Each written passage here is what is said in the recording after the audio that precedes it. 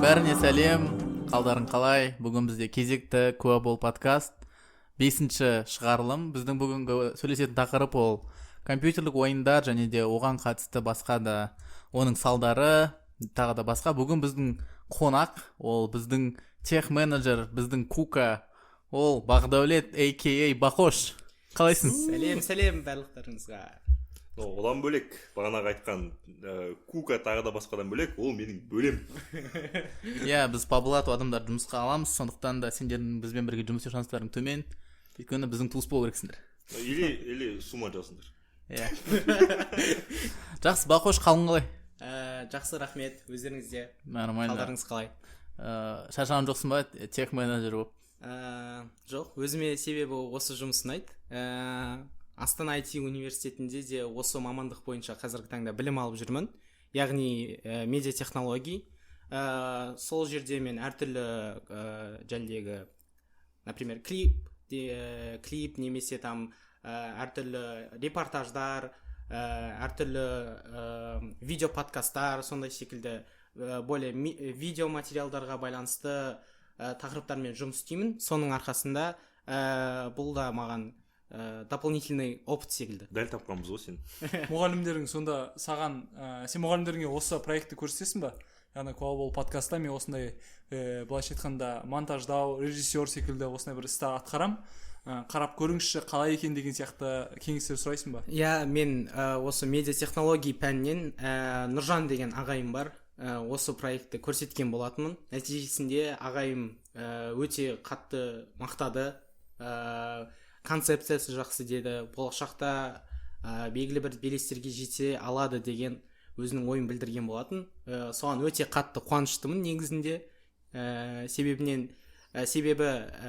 былай қарап тұрсаң, қазіргі таңда жасалып жатқан подкаст бұл қазақша контент біріншіден, екіншіден бұл бізге де опыт более социалды әлемге кіруге, яғни интернет пространство дейді ғой, сол секілді. Жақсы. Күшті. Осы жерде біздің тақырыпқа көшпес бұрын, құрметті біздің сүйікті тыңдармандар, сендерге дәл осы мезетте лайк басып, подписацияны басып, одан бөлек телеграмға скачать етіп көре салам дейтіндер болса, ютубтан толық қарауға шақырамын, себебі бұл біздің каналымыздың дамуына үлкен әсерін тигізеді. Әдеттегідей осы заттарды ұмытпаңыздар, комментарий жазыңдар, себебі бұл бізге үлкен мотивация береді, және де жалпы осыған дейінгі 4 шығарылымды көріп, бізге өзімізге жеке немесе әлеуметтік желілерде күшті деп жазған әр адамға рахмет айтқым келеді. Жақсы, бастайық. Бүгінгі тақырып өзіме өте қатты ұнайды. Let's go. Бірінші сұрақ Бақош саған және бәрімізге де бір сұрақ шығар, сол сенің осы біздің көрермендер түсіну үшін осы компьютерлік ойындар, компьютерлік дегенде ол компьютермен шектелмейді, ол PlayStation басқа заттармен бола береді, ол телефонда может PSP. Может Sega ойнайтын шығарсың, білмеймін енді. Компьютерлік ойындар ойнауда сенің бэкграундың қандай жалпы? Қанша ойнайсың, қашаннан бері ойнайсың деген сияқты? Жалпы менің өмірімнің толығынан қанша екенін білмеймін, бірақтан көп бөлігін осы компьютерлік ойындармен алмастырған секілдімін. Себебі де осы Шыңғыс ағамның арқасы деп ойлаймын. Себебі есімде кішкентай кезімізде Шыңғыс тәтенің үйіне көп барғым келетін. Себебі ол жақта Шыңғыс тәте үнемі кез келген ойындарды ойнауға болады. Тағы үйінде Шыңғыс тәтенің Wi-Fi бар еді. Өзімнің ескі S2 Samsung бар еді, сояқа көп деген ойындар барам, Шыңғыс тәтеніне Wi-Fi-на қосылам. Бірден Play Market-тен қандай ойын ұнады, соның бәрін жүктеп алам да, ойнап отырам кешке дейін. Сөйтіп мама звондайды, қайт дейді, сонымен қайттан неге бару керек деп қайтатын. Мына жерде бір түсіндірме беріп кетейін. Шымкентте аға дегенде тәте деп айтады. Сондықтан Мен қыз емеспін. Басқа аймақтардан адамдар болса, ол тәте деген ол әпке, яғни сестра емес, көбінесе ағаны айтады Шымкент жақта. Екінші нәрсе, тағы бір байқауға болатын зат, алдыңғы выпускта, алдыңғы шығарылымда мен көбінесе анимеге Шыңғыс алып келіп демем. Мына жерде Бақдәулетті ойынға Шыңғыс тап кетті. Шыңғыс бізді әр нәрсеге бір тарта береді екен. Тарта береді. Поп культураны шарить етіп тұрмын ғой. Скоро казиноға алып барады. Иә, бәріміз казиноға. Аспандар бұл келеді. Иә, бұл алдында болатын. Бұл жай бастамасы ғана. Отсылка деп па. Аслан, сенде ше? Менде негізен мүлдем бэкграунд жоқ деп айта аламын, осы ойын жағынан. Себебі менде кішкентай кезімде былай өзім былай бір 8-ші классқа дейін ба, 9-ші классқа дейін ба менде компьютер болмаған. Сондықтан мен компьютер ойнамағам. Бірақ анда телефонный ойындар енді олар санамақ қояйық, себебі олар барлығында болды. И кішкентай кезде әшейін ойнайсың, онда қатты бір көп беріліп ойнайтындай зат емес. Яғни Real Football, PES деген сияқты телефондар болды, Nokiаларда ойнайтын еді ғой. Вот сондай сияқты ойындарды ғана ойнағам. Кейіннен 9-ші класс кездерде компьютер пайда болды, бірақ ол кезде жалпы көп ойын ойнамайтын едім. Себебі маған қатты қызық емес болды біріншіден, екіншіден мен оларды қатты бір керек емес секілді көретін да, яғни көбірек мен кіріп кетейін ба деген сияқты ой болатын. Сондықтан мен оған ойнағым келмейтін. Бірақ сонда да ойнаған кездерім болды. Мысалы, кейбір кездерде мен GTA ойнайтынмын, немесе Counter 1.6 деген ғана ойнайтынбыз. Өйткені Counter 1.6 GTA дегендер олар былайша айтқанда попсовый деп айтады ғой, яғни көп адамдарға танымал ойындар, и оны ойнап көрмесең сен өмірді көрмеген секілдісің, барлығы айтады оны ойнап көру керек деп. И кейбір кездерде біз балалармен неге баратынбыз, яғни ойын клубтарына баратынбыз. Ойын клубтарға барған кезде осы Counter Strike дегендерді біз сейт арқылы, яғни желі арқылы бірге қосылып, бір-бірімізге қарсы ойнайтынбыз. Сол кездерде ойнағаным бар. Ал тағы да бір ойынды айтып кете салайын, ол Left 4 Dead деген ойын, Left 4 Dead деген, яғни 4 адам болып жүріп, зомбиға қарсы атысасыңдар, иә. Оны мен бір әпкемнің үйіне барған кезде, солардың компьютері бар болатын.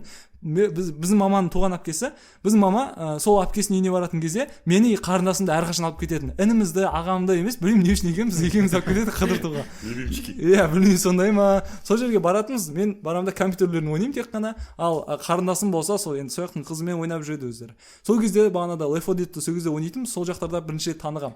Жалпы осы менің бэкграундым. Басқа мен ешқашан ойын ойнамаған, былай қатты ойынды білмеймін мен. Осы кезде қызық болады, әртүрлі көзқарастарда, әртүрлі бэкграундтағы адамдардың әңгімесі негізі әрдайым қызық. Мен жаңа қосып айтып кетейін, мен тек қана жаңағы мобильный ойындар, яғни телефондағы ойындар туралы айттым.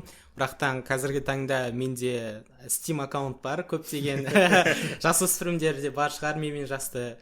Жасың нешеде? Менің жасым қазір 19-да. Жалпы да жерде Steam жайлы айтып кетіңдерші, білмейтіндей адамдар бар сияқты. Мысалы, мен де Steam'ді жақында ғана білгем оны. Қазір мен бэкграундым жайлы айтқаныңыз айтып кетейін. Steam бұл платформа, яғни ойын платформасы. Ол жерде көптеген ойындар сатылады, яғни онлайн дүкен деп айтады ойындардың. Ол жерден онлайн ойынды төлеп сатып алып, саған белгілі бір ойын сол ақшаға сатып аласың, және де сол ойындарды ойнайсың. Яғни басқа адамдармен, ол жерде достарыңды қоссаң болады, өзің достарыңның қатарына. Бұл ойын, яғни Instagram сияқты, яғни достарыңды тартасың, жәлдегі сол сияқты ойнайсың бірге деген секілді ғой. Платформа, иә. Неге тегін ойнай салмасқа, яғни барып скачать етіп алсаң болады. Мысалы, біз көбінесе скачать етіп ойнай салатынбыз интернеттен. Неге Steam'ге кіріп, оны бір пәленбай ақша беріп сатып алу керек? Steam'ға кіргеннің көптеген, яғни жақсы жақтары бар. Біріншіден, ол ойын официалды түрде сол Steam платформасына жеткізіледі. Соның арқасында ол жерде онлайн өзге де адамдармен ойнауға болады. Ал былайша пиратка дейді ғой, жәлдегі торрент арқылы тартатын ойындар көбінесе онлайн ойындар ол жерде көп бола бермейді, тек қана офлайн ойындар.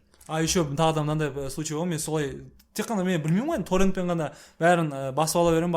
Мысалы, жақында PES деген ойынды басып алдым бір компьютерге.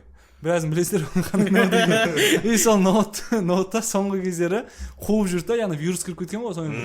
Яғни ол вирус деген жай дамиды ғой, скриптный вирус деген болады, жасырын вирустар, уақытша тұрады да, бірақ жай уақыт өте келе дами бастайды, ол өзінің күшін жайлап бастайды да, и соңында ана ноутбукты тынып бітірді. Ол да білесіздер қандай ноутбук екенін. Білесіңдер ғой? Ескі ноут па? Жоқ, жалпы басқа жігіттер біледі. Иә, одан бөлек қоссаң Steam'ға қатысты, ол меніңше өзімізде басымыздан кешетін шығармыз. Ол еңбек етіп жұмыс жасаған адамдарға ну рахмет айту сияқты ғой, өйткені олардың еңбектері ақталу үшін оларға ақша табу керек, и сол ақша табу үшін стимнан алған бір моральдық тұрғыда дұрыс шығар. Иә, одан бөлек мысалы оны шығарып жатқан бағанағы разработчиктерге сен ары қарай да проект ұсынады, сен ары қарай да олардың проектісі жалғасу үшін саған ақша төлеу керек қой. Мысалы CD Projekt Red олар қарапайым мысалы польский компания болып бастаған, ешқандай мысалы Electronic Arts секілді бір өте үлкен магнаттар емес. Мысалы қазір енді конечно олар да магнат болып баратыр, бірақ басында сондай әсіресе бір танымал емес компаниялар болса оларға поддержка беру керек деп ойлаймын. Солай ойындарын сатып алып ол оларға дамуына көмектеседі. Иә, қазіргі таңда осы онлайн ойындардың әртүрлі платформалардың жөніндегі айтқан Steam, EA Up, Epic Games және де басқа да көптеген платформалар қазіргі таңда өте көп ақша табады. Мысалға Steam платформасы жайлы айта кететін болсам, Steam платформасы бір ойын, яғни Counter-Strike Global Offensive, CSGO деп қысқартып айтады, күніне, ойлап көріңіздерші, күніне 1,8 миллион доллар табады. Тек қана бір кілтті сатады. Кілт деген ол жақта не? Кейстар бар ғой, барлығыңыз білетін шығарсыздар. Кейс деген ішінде әртүрлі раскраскадегі, суреттегі қарулар болады. Сол оружиялар дейікші мақұл, құлаққа жағымды шығар. Сол жерде кейс сөздер саналып жатыр. Кейстардың кілтпен ашады. Соның нәтижесінде қымбатырақ қару түсуі мүмкін, немесе де арзанырақ қару түсуі мүмкін. Лотерея секілді ойнатылады. Ойлап көріңіздерші, бір күннің ішінде 1,8 миллион. Иә, негізі оларда қазір магнат. Мен өзім бэкграунд біз тым өңіліп кеттік мына жерде. Шыңғыс екеуміздің бэкграундымыз қызық емес, Аслан мен Бақошқа, к сожалению. Ренжімеңдер, қызық. Менің бэкграундым жасым шамамен 5-ке толған кезде үйге келіп ең алғашқы компьютерімізді орнатты. Оны Сен деген бір маманың жұмысында программист. Ол программист мен айтып беремін. Қызық история. Сен ағаң ба? Ағам емес, программист деп. Жалпы сол кісі келіп компьютер ойындастырып берді. Ойынды жазып беріңізші дедім, сол кезде бір ойын жазып берді. Ол ойын жайлы кейінірек толығырақ айтамын. Жалпы солай басталды менде. Үйге әкеліп берді.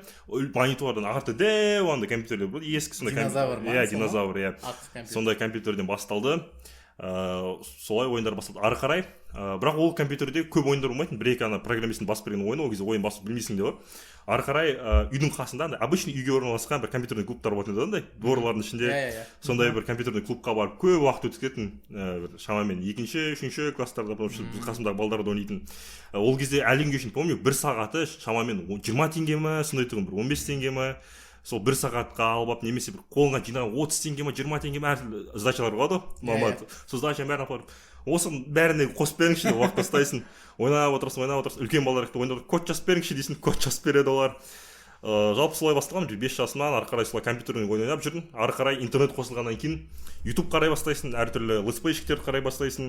Ары қарай оның алдында балалармен мектептерде мынандай ойнап, базарда андай пиратский дисктер сатып аласың ғой. Сол пиратский дисктердің ойындарын бір-бірімізге беріп жүретінбіз. Ары қарай мен де бағанағыдай жесткий пират болғам. Интернет қосылды, интернеттен торрент деген екенін түсініп алдым. Торренттен жүктеп жүрмін. Компьютер сатып алатындар ақымақ, ойын сатып алатындар ақымақ деп ойлайтын, мыналар деп тегін алуға болатын нәрсе, ақша төлеп жатқан қандай ақымақтар, мен қандай гениймін деп ойлайтын сол кезде. Мен қандай гениймін, олардың миы жетпейді мынаны взломать етіп алуға, мен взломать етіп, мен хакерім деп ойлайтын сол кезде. Сосын мен Медеу деген ағам бар. Сол ағаммен ұзақ уақыт бойы кездеспей жүрдік та. Кейін ол бір күні маған хабарласып, кездесейік деп айтты, кездестік. Екеуміз ойындар жайлы сөйлесіп кеттік. Сен қандай ойнайсың? Мен Майнкрафт ойнаймын деймін ол кезде. Негізі Майнкрафт күшті ойын, бірақ ол деп қалды. Қаяқтан ойнайсың? Мен былай пиратский тартып аламын дедім. Steam деген нәрсе, ақымақтардың нәрсесі деп оны айтып отырмын. Сосын ол неге ақша құртқың келмейді? Иә, түсінемін, сен енді школьниксің. Жүр, қазір компьютерный клубқа барайық, мен саған Steam ашып беремін. Ол кезде CSGO $10 тұратын. Еще ол кезде ол 2014 па, 2015 па, сол жылдар. 2700 теңге ма тұратын еді? $10 тұратын ол кезде. Ол кезде теңге де болмайтын Steam'да. Мен бастаған кезде Steam'де теңге валюта болмайтын, рубль де болмайтын. Тек доллар болатын. Мен сондай кезде бастаған Steam'де. Сөйтіп $10-ға ана Kiwi, еще Каспи жоқ ол кезде. Kiwi терминалымен наличка ақша салып, мен аккаунтыма басып сөйтіп істеп берді да. Вот Шыңғыс, сенде енді Steam аккаунтың бар деп. Мен ойлап жүрмін, Медеу бар, ақымақ. сөйтіп жарайды тегін ойын деп қойып сөйтіп бардық CSGO-ды бірінші рет қостым. Оның алдында балдармен бірде алды ойнайтынбыз, бірде алды. Күніге салтан шыққан сайын балдармен бірде ойнаймыз. Жалпы солай Медеу ағам Steam-ны ашып берді. 2014-2013 жылдары, 15 па, білмеймін әйтеуір сол ескі жылдары. Сол кезден бастап мен Steam-ді алдым. Ары қарай өзім түсінбей қалдым, қалай маған мектепке тамаққа жетіп берген ақшамды жинап Steam-нен ойын сатып алып жүретіндерімді.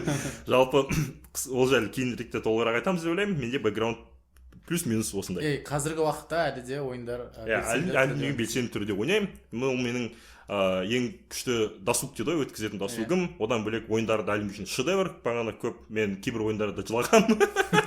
Мен көп жылай бермеймін негізі. Бірақ көп эмоция, яғни бұл көп эмоция тудырады кейбір андай шынымен де шедевральный проходилка дейді осындай ойындар көп негізі эмоция шығарады мен үшін. Өзімдікін айтып кетейін, енді мен көп айтпай қояйын. Мен бірінші сыныпты бітірген кезде 5-ке бітірсең компьютер алып беремін деп айтты маған папа. Сөйтіп алып берді, сөздерінде тұрды. Сосын сол компьютерде менде 2-3 ойын болды. Ол FIFA 07, бірақ ол легенда. Иә, сосын GTA, Vice City, San Andreas, может и все. Бірақ ол кезде мамам қатал. бір жарым сатқан өнесін дейді, короче. Бірінші күн бойы жүресің, маманың қасына айналып, дайындалып. Сұрау үшін ба? Сосын тұрасың да, мама компьютер ойнасам бола ма дейсің. Мама тұрады да, сағат қарайды да, жарайды, 12-ге ойна дейді ғой, короче. Сөйтіп мысалы ойнаватсың FIFA, я карьера. Сен ойнаватқандар түсінеді, FIFA карьера ойнау керексің, оны біткеннен сақыран кету керексің, анау мынау матчтың 35-ші минуты счет 2-2 мысалы. Сағат 12 болды, сөндір дейді ғой. Кәз десең болмайды ғой. Сөндір тез қана тез. Сөйтіп өшіп тастайсың. Сөйтіп күнде сол стресс, короче, компьютердің алдында отыру стресс, уайым. Или GTA ойнасаң да миссия жарыс өтіп болдың, шаршап, теріліп. Болды, сөндір дейді, өшіп тастау керексің, шансы жоқ. То есть менде сондай болды. Кейін компьютер сынғаннан кейін бір кездерде ноутбугым болды, ол да сынды. Сөйтіп мен, в общем, бір шамамен 6-7 сыныпқа дейін ойнадым, бірақ мен көбіне FIFA ойнайтын, өйткені футболды қатты жақсы көретінмін. Бірақ GTA-ларды өттім, CS-та мен андай группаларда рак деген болды, ойнай алмайтын, сол рак мен болдым. Мясо андай шығып бөліп қала салады, сразу жарылады сондай. И одан кейін мен ұзақ уақыт бойы ойындар ойнамадым. Ол неден қызығушылықтан шығып кеттім, бірақ университет кезінде біз балалармен тек FIFA ғана ойнайтын, PlayStation клубқа барып, ол да бір балалармен бірге уақыт өткізу сондай, бірақ өзім бір отырып ойнау деген болмаған. Сосын карантин кезінде іш пысқаннан сол ойындар ойнап бастадым қайттан. Қазір енді шыңғыстың әсерінен бүйтіп игровой мирға қайтып кіріп жатырмын. Маған мынандай ойын бар деп Steam-нан подарить етіп, мынаны ойна деп. Бірақ мен әлі ойнаған жоқпын оларды. Шыңғыс ренжіме, бірақ обязательно өтем. Жақында отпускке шығасың ғой. Иә. Ведьмак 3 мен GTA 5 өту керек маған. В общем, мен қазір енді игровой мирға кіріп жатқан адаммын, иә. Жақсы, осындай ұзақ вступление. Бірақ өте қызық. Иә, қызық деп ойлаймын. Енді келесі, осы жалпы қазір ойын әлемінде өте көп адам бар, көп адам ойындар ойнайды, және де көп адам сол ойындарда көп уақыт өткізеді, өзінің жарты күнін, кейбірде апталап, білмеймін енді мен нақты, бірақ көп уақыт өткізеді. Осыған байланысты сұрақ мынандай, не үшін балалар, жалпы жастар, үлкендердің барлығы осы әлемге кіріп кетеді? Қалай ойлайсыңдар? Менің ойымша, оған бірнеше себеп бар деп ойлаймын.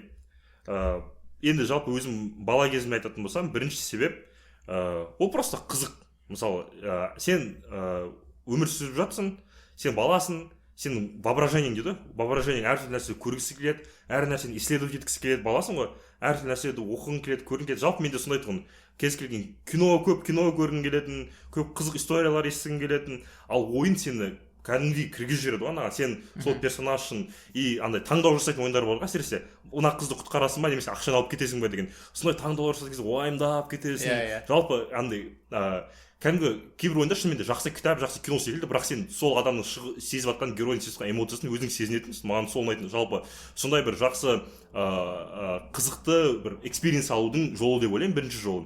Екінші себебі неге компьютерлік ойындар қызық дегенге, ол оны да өз басымнан өткізгем, ол жалпы соревновательный дух деп ойлаймын. Әсіресе егер біз онлайн ойындар ойнайтын болсақ, мысалы CS-та сен жай кіріп бүйтіп ойнай салатын ойын емес, CS-та сен жақсы нәтижелерге жету үшін сен көп дайындалуың керексің, коммуникация жасауың керексің, стратегия құруың керексің, өзіңді жақсартуың керексің, реакцияны жақсартуың керексің, оған тренироваться етуің керексің. Жалпы сол процестің барлығы біз әсіресе бір сәл есейіп қалған кезде бір 8-9 класста сол қатты кіргізетін, яғни соревновательный дух.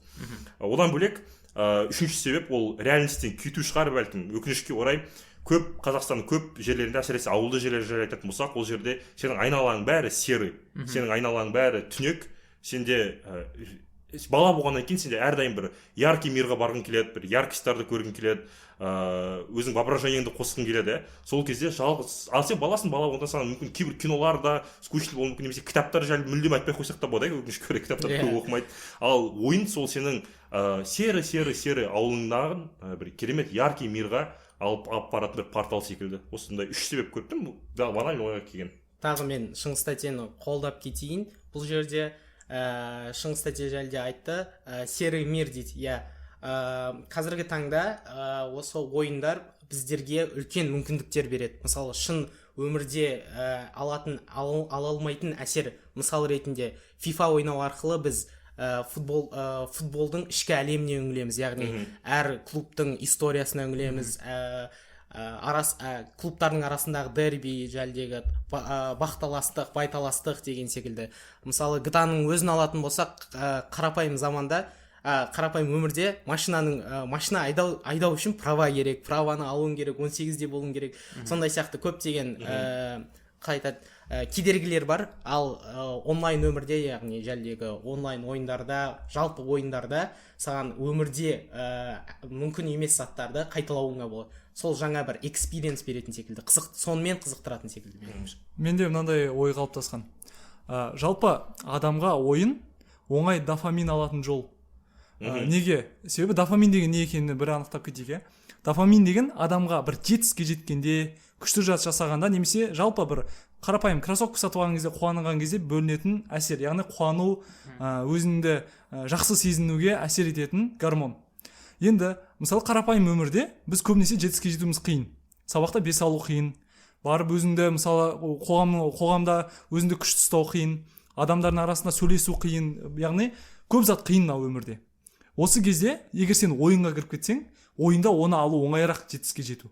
Яғни барасында бір нені тауып аласың, бір қаһарманды тауып аласың, ойындағы бір персонаж, бір кейіпкер қаһарманды тауып аласың да, ол қаһарман саған қарағанда идеальный. Сәл қарағанда идеальный, оның түрі жақсырақ болады, денесі жақсырақ секілді, мысалы Ведьмакты ойнаған кезде мысалы күші көп сияқты адам болады. GTA-да да сондай, бағанадай, ол да қалаған кезде қаруы да бар, машинасы да бар, барлығы бар. Яғни осылайша адам не істейді?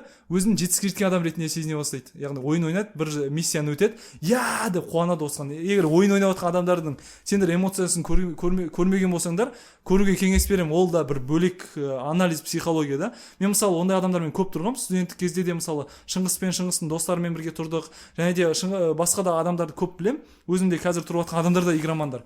Осы игроман адамдардың эмоцияларының өзі, ол ойын оларға қаншалықты дәл осы жағдайда, осы уақытта үлкен эффект, яғни дофамин беретінін көре аламын да. Сондықтан менің ойымша, егер сен бала кезде көп жетістікке жетпеген болсаң, немесе жетістікке жетпедің маңызды емес, тағы да бір жетістікке жеткен секілді дофамин алудың жолы осы ойын деп көрем. Сондай секілді маған. Жақсы.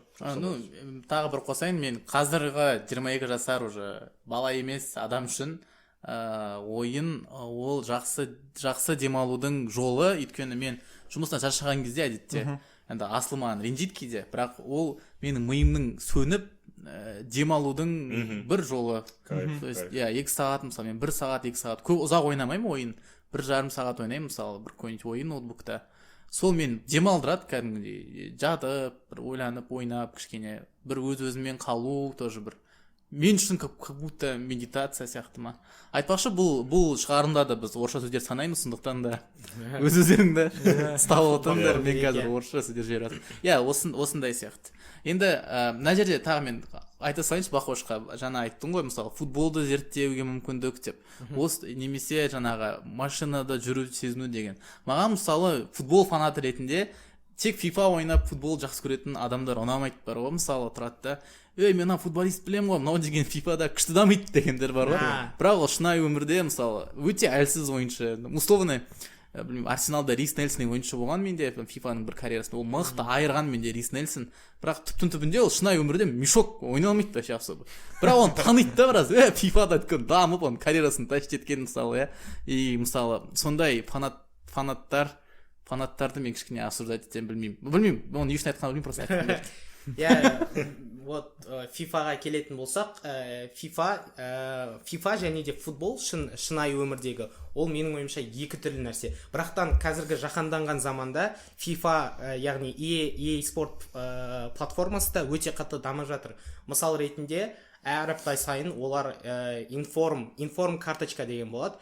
Олар белгілі бір жетістікке жеткен, шын өмірде жетістікке жеткен футболшылардың рейтингін көтереді. Мысалға алдыңғы бір күн бұрын өткен Манчестер Юнайтед пен Барселонаның матчын алатын болсақ, ол жерде өте жақсы өнер көрсеткен Антони бар, Решфорд бар, алдыңғы аптада ойнаған кезде 2 гол соғып өзінің командасын ұпайды теңестірген болатын. Соның нәтижесінде осы сенбі или жексенбі күні қателеспесем фифада информ карточкасы шықты.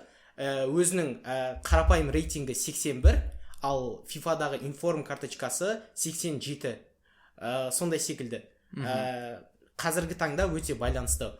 Себебі жаһанданған заманда қазір дамып жатыр барлық нәрсе. Футбол көрмей фифаны қарап отырып не болатқанын біліп отырсам болады дейсің ғой. Ол да, иә. фифаға қатты үңілу керек пе білмеймін, бірақ мынандай айтқым келіп жатыр. фифа ол өте, мен фифа ойнаймын, өйткені амал жоқ, басқа ойын жоқ футбол ойнайтын. Бірақ фифа мүлдем футболдың айнасы емес көбіне. Өйткені фифада сен тез жүгірсең, жүгіретін ойыншы болса, немесе там соққысы жақсы ойыншы болса сала береді. Бірақ футбол деген ол тактика жайлы, там защитаның жаңағы қорғанысты жасау, құру, соның барлығы өте маңызды рөл. Және де футболшылардың IQ-лары да маңызды, бірақ футбол фифада әдетте ол учитываться етілмейді. Және де мен қатты шуланған нәрсем Квича Кварацхелия деген игрок бар. Кварадонна. Ол өте мықты ойнайды, бірақ фифада оның рейтингі жоғары емес. Себебі ол білмеймін қандай логикамен екен. Немесе мысалы Роналду әлсіз ғой уже, бірақ оның рейтингі все равно жоғары. Сондай заттар ұнамайды. Ақыры фифаны жамандап жатыр екен, обид ете салайыншы. Electronic Arts негізі мал компания ғой. Неге? Себебі олар жыл сайын FIFA 23, FIFA 22, FIFA 21 шығарады. Қоршы сөздерден қадалып жатырмын. Сол шығарады, ешқандай өзгеріс жоқ. Өзгеріс болса да кішкене бір андай кастомный өзгерістер, андай кішкене суреттер өзгеріп қояды, рейтингтер өзгеріп қояды, обновлять етіп қояды, бірақ шын мәнінде ешқандай өзгеріс жоқ. iPhone сияқты сондай деп мен түсінбейтін адам ұқсап сұрайын да. Жалпы сол жағынан негізі монополияның минус қылмау көрініп тұр. Басқа альтернатива жоқ, PES өкінішке орай ұтылып қалған секілді. Бұрын шынымен дерби еді, PES па, FIFA ма деген. Бірақ қазір енді өкінішке орай PES ұтылып жатқан сияқты, сол үшін FIFA атаң келеді капиталистер деп қойды. FIFA монополияның жақсы мысалы ғой. Еще ол сол кішкене өзгертеді да ойында, сөйтіп 20 мыңға сатып алу керексің ғой соны. Еще сатып алады оны адамдар. Сатып аламыз. Бірақ скидкамен аламыз. Мен скидкамен алдым. Бірақ сатып алады да, ол жыл сайын мысалы сатылым рейтингтерінде жоғарғы орындарда тұрады. 2-ші орын, 1-ші орын. Себебі монополист ала береді. Остановитесь. Жақсы, кешіріңдер, FIFA қызық емес адамдар. Келесі жаңағы мәселеге көшеге. Адамдар көп ойындар ойнайды, оның себептерін түсіндік. Ол қандай салдарға әкеледі сендердің ойынша? Жағымды емес, не ойлайсыңдар? Осыған батысты. Қандай жалпы кемшіліктер бар деп ойлайсыңдар осы ойын көп ойнағаннан? Мен енді ойын ойнамаған адам ретінде айтып кетейін. Ойын ойнамаған деп мүлдем ойнамаған жоқ қой, енді бәрібір де ойнаған кездер болды бағанағыдай. Кейде Left 4 Dead'ті қайтадан есіме түсіргім келіп тартып алып ойнаймын.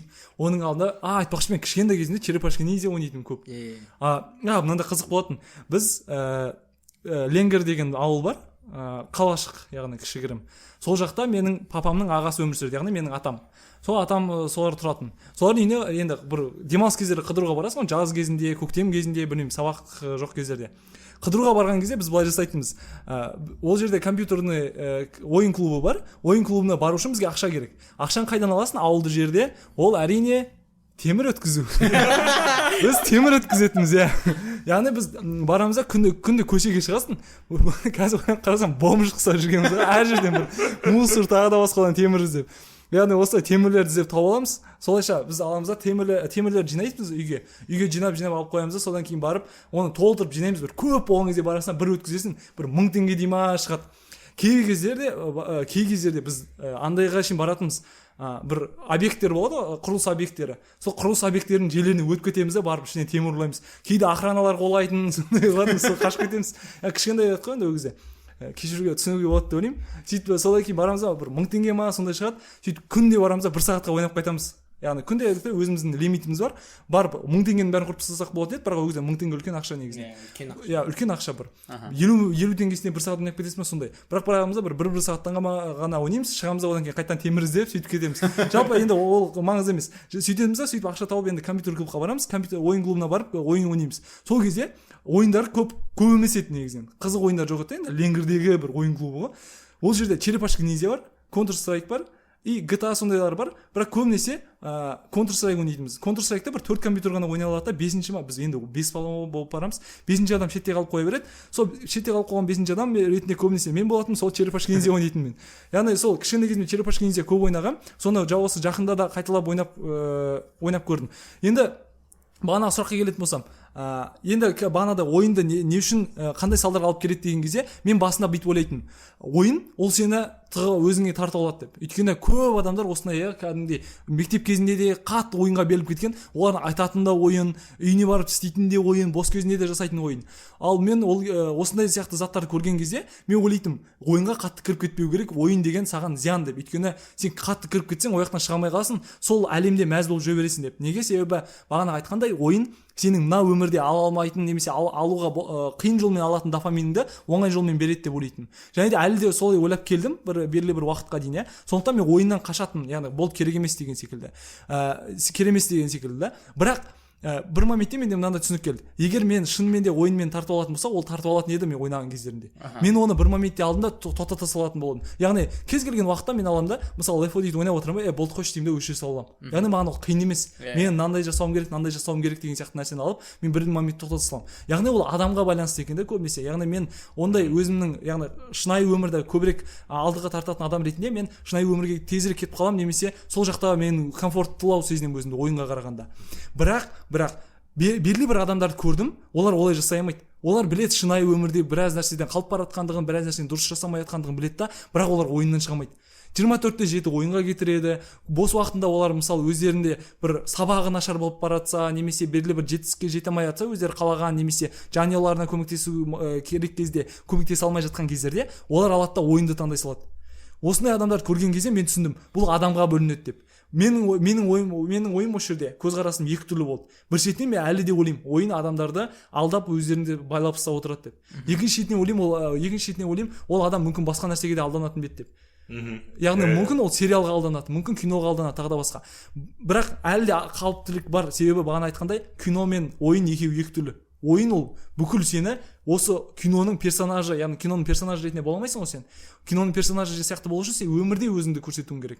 Ал ойында сен киноның ассоциация көбірек береді. Сен өзіңді сол персонаж ретінде көрсетесің да, соған кіріп кетесің. Мен осындай қауіп бар деп ойлаймын. Егер сен өзіңнің дисциплинаң төмен, яғни тәртібің төмен болатын болса, ойын ойнама немесе тәртібіңді түзе деп айтар едім. Ал егер тәртібің жақсы болатын болса, яғни онда ойнай беруге ешқандай қауіп жоқ. Жалпы шынайы өмірден қашатын адамдар адамзат тарихында әрдайым болған ғой.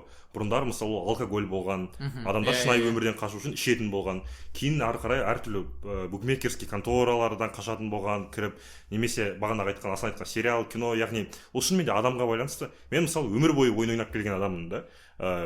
Өмір бойы енді жатып алып күн-түн ойнамаған, бірақ бағана Асан айтқандай өзімнің істеу керек жұмыстарымды істейтін, оқу керек сабағымды оқитынмын.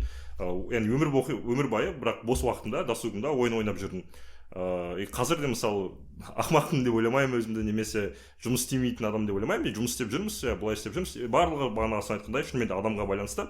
Ойын болмаса да бағанағыдай характері негізі әлсіз адамдар, реальностьтен қашқысы келетін адамдар, ойын болмаса да олар басқа жолдан тауып алады. Ал ішіп кететін еді, жеп кететін еді, басқа жолдан реальностьпен қашып кететін еді. Сол үшін де негізі шынымен де оның жаман салдарлар бар. Әрине ойын оңай, ол доступны, мысалы алкогольға қарағанда, темекіге қарағанда доступны болуы мүмкін, балаларға мысалы оңай жол болуы мүмкін бағанағыдай реальностьтен қашып кетуге.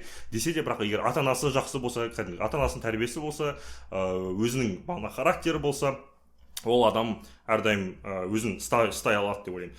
Жақсы салдарлары қандай? Қазір жаман салдарлар жайлы сөйлесетін шығармыз. Иә, әлі жаман салдар жайлы айтайық. Бақош айтқым келеді. Жақсы салдарларына келетін болса. Жоқ, тоқта, жақсы салдарын айтпа әлі. Айтпаймын ба? Маған тағы бір салдар бар, маған ұнамайтын, ол жаңа сен айтып кеттің оны. Counter Strike, Fortnite деген ойындарда, тағы башқа ойындар.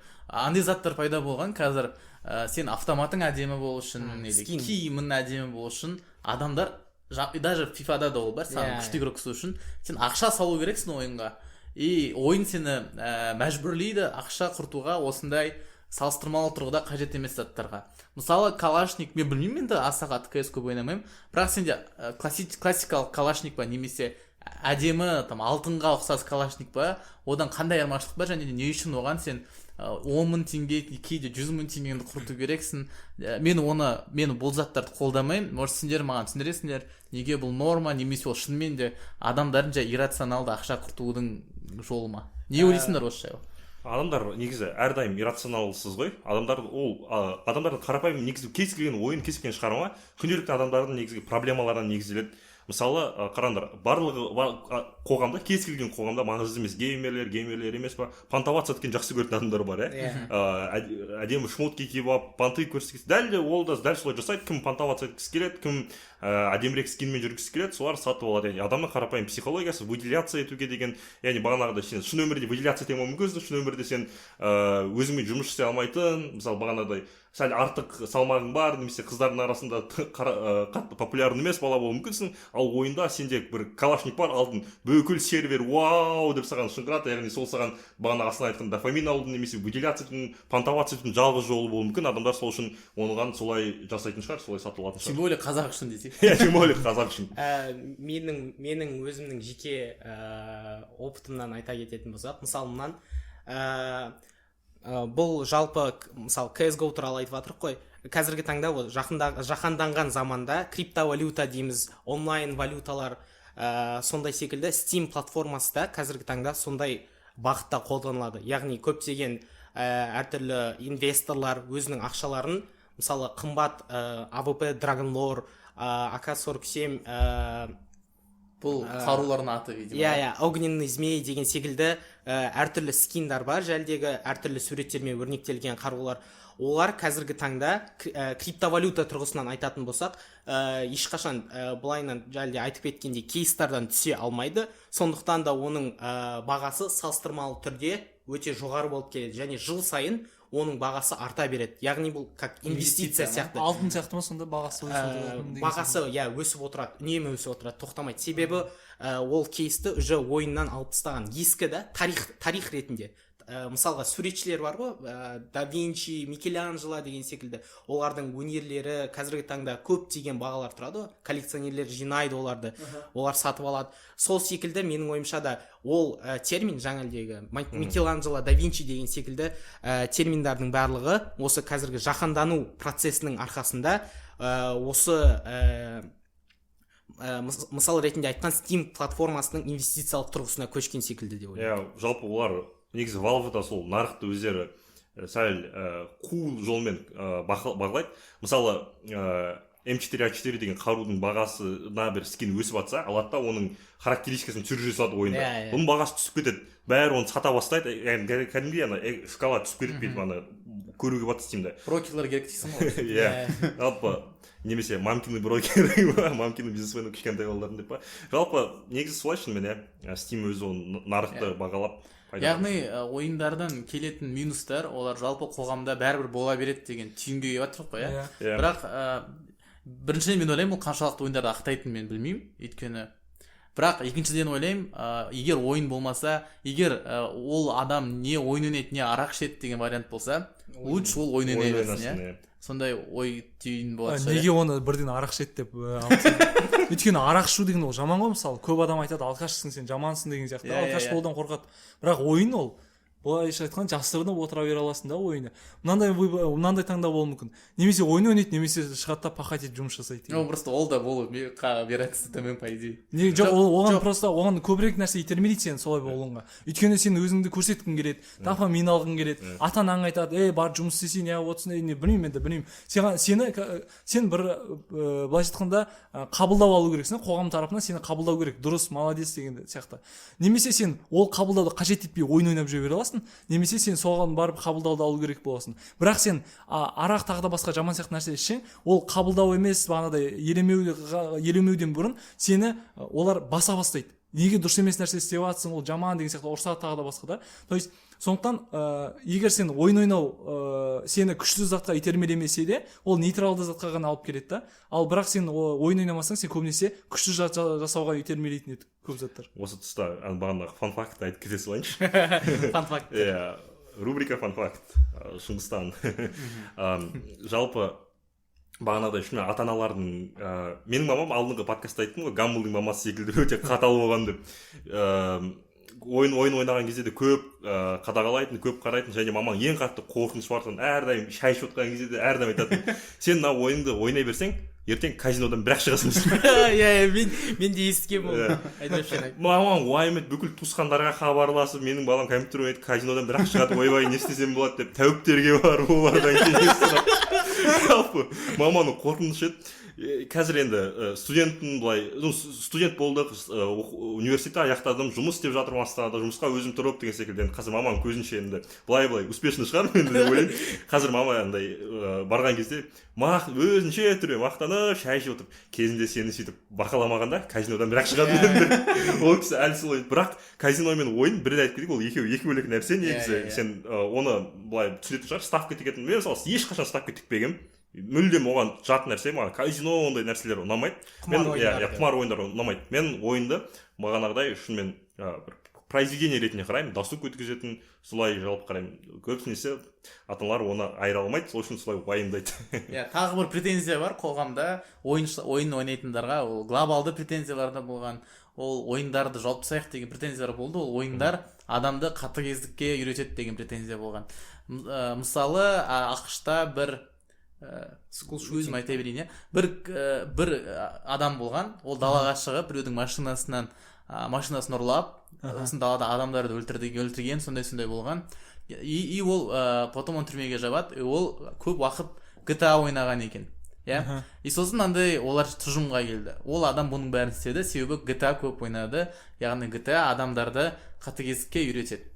Сендердің ойларыңша ойын адамды қатыгездікке итермелейді ма, және де ойын ойнағаннан кейін адам бәрін өлтіріп, білмеймін, төбелесіп, машина далада ұрлап, сондай іс-әрекеттерге барады ма? Менің қысқаша ой толғауымды айтып кетейін.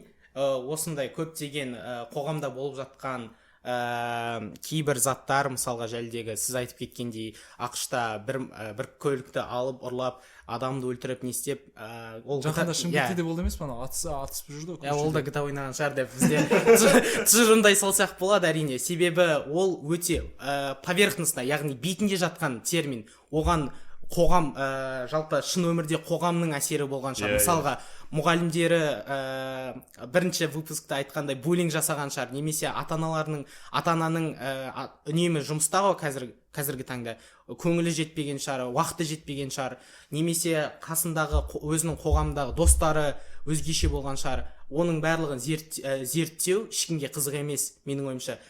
Жай ғана айтады, осы ойындар кінәлі, ойынды жабайық. Менің ойымша, жол таңдайды. бір бетті ғана таңдамау керек. Әрине ойындар қазіргі таңда кейбір ойындар бар, өте қатыгез ойындар, адам өлтіре салады, машинамен қағып кете салады, жәлде GTA-ны айтқандай Grand Theft Auto. GTA One Love. Бірақтан менің ойымша олай без зуба дейді ғой, орысша айтқан кезде. Не білесіңдер, дәп жақсы. Тек қана бетін ғана қарамау керек секілді бұл проблеманың. Енді қараңдар, қатыгездікке байланысты менің ойым бұл жерде жақсы. Яғни жақсы дегенде бағана мен ойын деген ол көбінесе адамдарды абстракты әлемге алып кетеді деп айтып отырмын ғой. Бұл жағдайда менің ойымша бұл адамға пайдалы болады деп ойлаймын. Неге? Себебі жақында бір досым айтты, негізінен ойын адамның ішіндегі қатыгездікті наоборот шығарып тастайды, агрессия мен қатыгездікті керісінше шығарып тастайды деп айтты ол. Себебі адамда әрқашан негатив, агрессия ішінде сақталып жүреді дейді. Және де оны біреуге шығарғысы келеді. Ол шығарудың бірнеше жолы бар, біреуге тиісесің, біреуге боқтайсың, жынданып жүресің, біреуге былайша айтқанда бір моментте срываться етіп кетесің. Енді атылып кетесің. Енді мысалы ойын ойнаған кезде адамдар көбінесе өзі осы іште ыза болған кезде бағана негатив болған кезде істегісі келіп тұрады ғой. Мысалы бір адамды бұрғың келеді, бір саған жаман нәрсе айтқан үшін немесе саған жағымсыз болған үшін боқтап тастаған келеді или бір жаман нәрсе жасаған келеді. Осы нәрсені сен барасында GTA-да қарапайым адамдарға жасап жүрген кезде саған осы кезде басылады дейді ішкі агрессияң барлығы. Өйткені егер өздерің тағы да айтамын, ойын ойнайтын адамдарды көрсеңдер, олардың агрессиясы екі есе болады. Хотя былайша қарапайым өмірде олар тыныш адам болса да, қатты агрессивті адам емес адам болса да, ойын кезінде олар өте агрессивті болады, өте андай бағана напряжениеда, яғни сондай өте қатты эмоционалды болады. Иә, сәлем Нұржас деп. Сәлем Медеуға. Иә, Медеу братан, Нұржас деп. Чина қалайсыңдар деп қоятсың. Жарайды. Осы адамдардың өте сабырлымын. Мен ютубтамын деп па. Осы адамдардың мысалы мен ойын көрген кезде, Сәлем мама. осы адамдардың мен ойын көрген кезде, ойын ойнағандарын көрген кезде мен сол кезде түсінгем. Бұлардың барлығы менімен қарапайым жағдайда өте сыпайы сөйлеседі, өздері мысалы бір нәрсе жасап қойса да ой кешір деп сөйлейтін адамдар, сондай адамдар да, бірақ ойын кезде олар танымайсың, басқаша адамдар. Яғни мен осы кезде түсінгем, шынында да адам осы арқылы агрессиясын шығарып тастайды да, қарапайым өмірде социальный болып өмір сүреді. Өйткені қарапайым өмірде оларды социальный болуға итермелейтін заттар көп, әлеуметті адам болуға, әлеуметті өз орны бар адам болуға итермелейтін нәрсе көп. Саған айтады, боқтау жаман, ұру жаман, тағы да басқа заттардың бәрі жаман. Бірақ осы жаман нәрселер кейде біз шығарғымыз келеді. Ол нәрсе келіп тұрады. Оны неге жаман деп айтады? Өйткені ол қоғамда бар ол нәрсе да. Ол осындай бір явление ол қоғамда бар. Сондықтан осы явлениені шығарып тастағысы келетін явлениені альтернативті әлемде барысында шығарып тастасын деп ойлаймын. Солсы жақсы. Яғни осы жағынан менің ойымша қатыгездік керісінше әсер етеді адамдарға. Яғни ол қатыгездікті шығарып тастайтын болып есептеймін. Осы жағынан мен ойындарды жақсы деп есептеймін. Сондықтан дасу ретінде күшті зат. Өткендегі Симпсоны сияқты ғой тоже. Иә, соны көресің мәз болып шығарып тастайсың. Мен бағанағы қатыгездікке қатысты резюмировать етіп өзім кейсімді айтып кетейін. Бағанағы Үсен аға деген программистке айтып келейік. Мен 5 жасымдамын, 5 жастағы бала. Психологиясы мүлдем қалыптаспаған. 5 жасар шыңғыс, елестетіңдер. Оған компьютер алып келіп береді. Компьютер ойнағысы келіп отыр. Үсен аға компьютер жазып беріңізші деп сұрайды. Компьютер жазып берейін, ойын жазып берейін ба дейді. Компьютер жазып беріңізші деп, ойын жазып берейін ба дейді. Сөйтіп жарайды деп бір ойын жазып береді, күтіп отыр. Білмеймін қандай ойын екен. Сөйтіп кетіп барады. Мамаң көрсетпей ойна деп кетіп қалады. Сөйтсем, ол Postal 2 деген өте қатыгез ойын. Ол ойын әлемнің қаншама түкпірінде тыйым салынған ойын. Ол ойында қазір мен бірнеше мысал айтып кетейін, ойын не істеуге болады. Ол ойында адамдардың үстіне бензин құйып, оларды өртеуге болады. Ол ойында көшеде кетіп барған мышықты ұстап алып, автоматқа құйрығымен кіргізіп, глушитель ретінде қолдануға болады. Тамақ жеп отырсаңыздар кешірім сұраймын.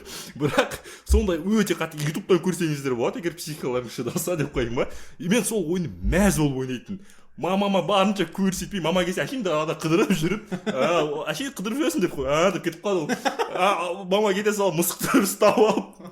Жалпы мен 5 жасымнан бастап сондай өте әлемнің көп жерінде тыйым салынған Postal 2 деген ойынды ойнап өстім. Қазір білмеймін, мен достарым думаю айта алады, мен психик емес сияқтымын былай қарасам. Жалпы әрине дебаттағы ең басты логикалық қателік қой, өзіңнің личный примеріңді нәрсені бүкіл әлемде жұмыс жасайтып жасау, бірақ бағанағы ойларға шынымен бағанағы Бағдәулет айтқан, Аслан айтқан ойларды қосам, шынымен де ойын агрессия тудырмайды. Егер адамның, бұл шынымен адамның, опять же, адамның өзіне байланысты секілді, егер де сен бағанағыдай психикалық ауытқуың болса, сен ойын болмаса да сен бір нәрселерден сондай пример тауып аласың. Оған дейін мысалы көптеген историялар бар ғой. 19 ғасырларда да балалар мысалы кітап оқып алып, кітаптағы қаһармандарға еліктеп, адам өлтірген, адамдарды қинаған, кітаптан да болған олар, ол кинодан да болған, яғни адамға тек ол пример ретінде деп ойлаймын. Егер де адам психикасы нормаль болса, ата-анасы тәрбиесін дұрыс берсе, өзін дұрыс ұстай алса, қоғамда ойын бола ма, ойын болмай, ол адам бәрібір дұрыс адам болып шығады деп ойлаймын. Бірақ ол бағанағы сенің жасаған нәрсесін апарады етпейді. Маған ол әсер етуі мүмкін еді, бірақ сол үшін де хорошо, что я красавчик десең. Інілеріңізге ойнатпаңыздар, Postal тек 18-ге толғаннан кейін ғана ойнаңыздар. 18-ге толғаннан кейін көп адамдар ойнауға негізі кеңес бермейтін, өте жаман ойын. Бірақ ескертіп кетсе, бұл ойында ешқандай қатыгездікте өтуге болады емес пе? Иә, бұл өте қызық нәрсе. Мен бұл жайлы Асланға бір айтып бергем. Postalды 2 шығады, бүкіл әлем, бүкіл США-ның бағанағы нері оны ақш критиковать етеді, оны жауып тастайық деп айтады. Разработчиктер хаттама сұрайды ғой. Сол кезде айтады, бұл ойындың барлық миссияларын бірде бір адамды өлтірмей, бірде бір жануарды өлтірмей өтуге болады дейді. Адамдар жай ойында өздерінің қатыгездігін шығару үшін адамдарды өздері таңдауы дейді. Сол жауап менің ойымша шедевральный жауап. Сен егер қаламасаң ол ойынды ешкімді өлтірмей өтсең болады, бірақ адамдар қалайды бағана мысықты ұстап алып әрнәрсе жасауды, бензин құюды, күрекпен бастарын шабуды. Сол үшін де ол бағана Асланның айтқанда керемет мысал деп ойлаймын, разработчиктердің айтқаны. Келесі тағы да бір бағана нені қосып кетейінші да, осы жерде бір анализ ойыма келді. Мысалы бағана айтып жатырмыз, бұл кейбір адамдар бар, агрессиясын бәрібір де сыртқа әлемге шығарады деген, яғни осы ойыннан көріп алған жасайды деген сияқты. Олар біз айтып жатырмыз, телевизордан да, кинодан да, кітаптан да көріп жасай алады деген секілді. Бірақ өйтіп қарасақ, ойын мен кітаптың айырмашылығы жоқ деп ойлаймыз ғой, кітаппен, ойын мен киноның. Бірақ бұл жерде өте үлкен айырмашылығы бар деп ойлаймын. Мысалы кинодан көресің бір адамды, агрессия, мысалы Джокерді көріп алдық деп есептейік. Кинодан көріп аласың, өзіңді де солай жаман сезінесің, мейлі қоғамға ашулы, ренжулі сезінесің. Джокерді көрген кезде ол қатты, яғни көтеріледі ол нәрсе. Джокердің көргенін істегің келеді да, және де сен оны қай жерде істей аласың? Сенде бір ғана шешім бар, ол сыртта, яғни қарапайым қоғамда ғана жасай аласың. Ал ойында бұл жерде күшті жағы. Сен Джокерді көріп алып, ренжулі болсаң да, ойыннан көріп алған болсаң да, осындай бір қатыгездік іс-әрекеттерді. Сенде екі жол бар. Оны ойында шығарып тастауға да болады саған. Ойында да істеп көруге болады осы нәрсені. Яғни осы жерде екеуінің өте үлкен айырмашылығы бар деп ойлаймын. Яғни адамдар тек қана кинодан көріп, бұл ойын болмаса кино көріп істей беретін еді ғой деген нәрсе емес. Ойын болмаса олар көбінесе кинодан көрген нәрсені олар сыртқа шығаруға тырысады. Ал мына жағдайда ойыннан көргенді ойында ғана істеуге тырысады. Менің ойымша осындай да тағы да бір айырмашылық бар. Менің қорытындылай салайын, жаңағы оқиғаның соңын айтқан жоқпын ғой мен. Соңында GTA-ны ешкім жапқан жоқ, ол әлі де GTA бар, бәрі ойнай алады оны. Түптің түбінде ол GTA-ның әсері емес, ол адам психикалық тұрғыда дені сау болмаған, және де ол сол үшін сол іс-әрекеттерді жасаған. Және де оның бұл іс-әрекет жасауға себеп болатын тек GTA емес, шыңғыс айтқанда кез келген нәрсе болуы мүмкін еді. Ол Джокер фильмі болуы мүмкін еді, мультсериалдар болуы мүмкін еді, кез келген басқа да заттар бола беруі мүмкін еді. Сондықтан да барлығын ойыннан көре беруге болмайды, Жақсы, келесі бізде тақырып сұрақ, ол қазіргі кезде қоғамда геймерлерге көзқарас қандай болып жатыр? Жалпы қоғам, ата-ана, қыздарың, яғни деу үшін түсініңдер ғой, в общем, жолдастарың деймін ба?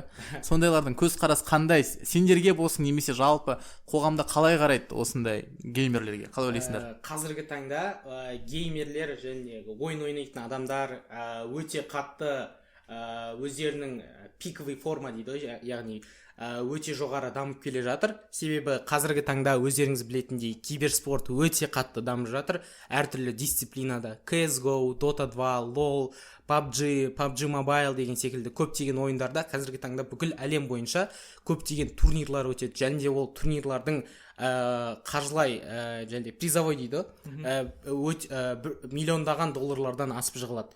Бұл демек қазіргі таңда киберспортқа деген, яғни ойынға деген қызығушылық өте көп. Мысалға айта кететін болсақ, Twitch, YouTube'да күніге әртүрлі стримдар өтіп отырады. Көптеген адамдар ойын ойнап, өздерінің эмоцияларын көрсетіп, өзге де адамдармен сөйлесіп, чат етіп дейді ғой, чатпен бірге общение ұстап, солай өте қатты дамып жатыр қазіргі таңда. Мысалға біздің Қазақстанның өзінде айта кететін болсақ, QCF, Қазақстан Cyber Federation қазіргі таңда қалай айтатын еді? Официалды ма? Официальный емес, айта бер, есіне түспей отсыз. Тұрғыда ресми, кешірім сұраймыз да, ресми тұрғыда қабылданған болатын, және де ертең мен осы Қазақстан Республикасының кубогының турнирына как менеджер ретінде барайын деп жатырмын. Ертең деген ол 25 ақпан. 25 ақпан ба қазір? Мен бөлем көріп тұрсыңдар. Бөлем үшін өлем. Шыңғыс дебаттан республикалық бір турнирге барайын деп жатыр.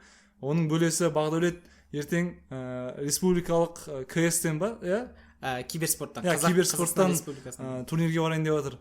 Яғни осы бөлелер Астанада жарып жүр. Туысқандары естіп алыңыздар, бөлелері айырып жатыр. Менің бір көзқарас айтайын, ол әдетте менің түсінгенім бойынша қыздар, егер олардың жігіттері сондай геймер болса, ұната қоймайды. мен оны тиктоктан байқаймын және де қыздар әңгімелерінен байқаймын. Себебі қазір өте көп сондай жағдайлар пайда болған. Достардың бір-бірімен араласып көп жағдайда бүкіл түннің барлығын компьютер клубтарында өткізеді, немесе үйде отырып дота ойнайды деген сияқты. Осыдан мысалы қыздар ойындарды ұнатпайды, именно қыздар типа отношенияда қыздар айтып жатыр. Себебі жігіттері уақыт аса көп бөлмейді. Әйелдеріне, қыздарына ойын көп уақыт өткізеді. Жеке мен өзім бұл нәрсені қолдамаймын. Мен де ойын көп ойнаймын, бірақ мен де жаңағыдай қатты кіріп кетпеймін ойындарға. Сол үшін де условно әйелмен уақыт бөлуге тырысамын. Бірақ осындай мысалы түнімен компьютерный клубқа барып ойнаған жақсы, бірақ ол күнде болмау керек шығар. И жалпы мысалы үйге жұмыстан келесің де сені мысалы әйелің күтіп отырады күні бойы. Сен отырып алып потом тағы түнгі 4-ке дейін компьютер ойнасаң, ол да дұрыс емес. И сондай кішкене мысалы возможно қыздар тарапынан бір осуждение, может қарым-қатынасқа бір кері әсерін тигізіп жатқан шығар ойын. Жалпы қараңдаршы, Қазақстан қоғамының көзқарасын былай қарастырайықшы.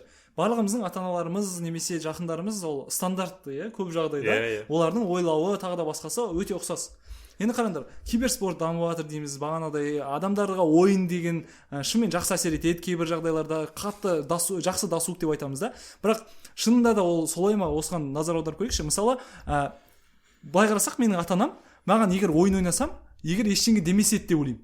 Егер мен оны уақытылы ойнасам ғана, яғни бос уақытында бар мынаны істеп таста деген кезде істеп тастап келіп ойнасам, жұмыс істе деп айтқан кезде істеп ойнасам, тағы да басқа сияқты болса, олар маған оң көзбен қарап ештеңе демесе деп ойлаймын. Бірақ егер мен қазір кіремін да 3 сағат бойы мені мазаламаңдар, немесе мен кіріп түнімен ойнаймын деген сияқты мен ночқа кетіп жатырмын десем, олар мен сен аурусың деп айтады. Яғни ауру болып қалғансың ба деп айтады. Яғни сен зависимыйсың, бағанағыдай казинодан бірақ шығатын адамсың деп қарайды да.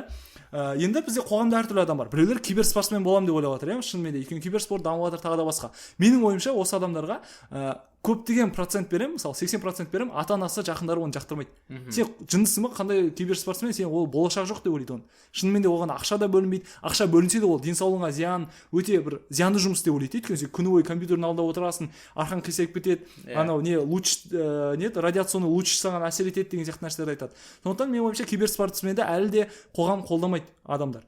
Екінші топта адам бар, киберспортсмен болмаса да олар қарапайым әшейін ойын ойнағысы келеді көп. Олар бірақ ночқа кетеді, олар кейде 5-6 сағаттап ойнап алады. Мысалы бір CS-те бір катка деп айтады ғой, бір катканың өзі бір 2 сағатқа созылып кетеді кейде. Осы Дота ұзаққа созылады. Дота, CS барлығында бір катка болады. Сен ол катканы бөліп кете қаламайсың, Егер бөлсе сені, бар ананы істеп кел деп, бар мусор шығарып келші деп айтса, сен жынданасың. Паузаға қоя алмайсың. Кәз мама! Барайын деп жатырмын деп ақылайсың, Диба, сен пауза қой деп ақылайды. Сен пауза қоямайын дегенде ол түсінбейді. Мысалы осындай кездерде мен ойымша конфликттер болады. Осы кезде де әлі де ата-аналар, жақындар оң көзбен қарамайды деп ойлаймын. Оны қарамауы да керек шығар бір шетінен да. Ол қараудың да қажеті жоқ өйтіп. Себебі сенің бірінші орында өмірлік нелерің бар, міндеттемелерің бар, ата-анаңның алдында, жанұяңның алдында, ініңнің, қарындасыңның, әйеліңнің, қызыңның алдында міндеттемелерің бар. Міне осы міндеттемелерді орындай алсаң, ғана сенің ойыңша мен ойнауға сенің құқығың бар деп ойлаймын. Бірақ бұл әшейін әдемі сөз мен айтып отқаным қазір. Өйткені оны шын өмірде іске асыру өте қиын. Егер сен күнде мысалы осындай міндеттемен ол 24/7 болып тұра береді ғой. 24/7 сен мамаң кез келген моментте келіп нанап кел деп айтуы мүмкін. Кез келген моментте келіп осындай жасау деп айтуы мүмкін да. Осы кезде менің ойымша отырып алып 3 сағаттап каткаға кетіп қалу тағы да басқа деген нәрсе қиындыққа соғады. Білмеймін, осы жағынан кішкене әлі де қоғамның көзқарасы бір консенсусқа келмеген секілді. Негізі шынымен бағанағы ата-ананың контролі өте керек. Менің мамам гамбл мама сияқты оған негізі пайдасы тиді деп ойлаймын. Себебі егер де мен сөйтіп қуып баратсам, мені айырып жіберетін мамам.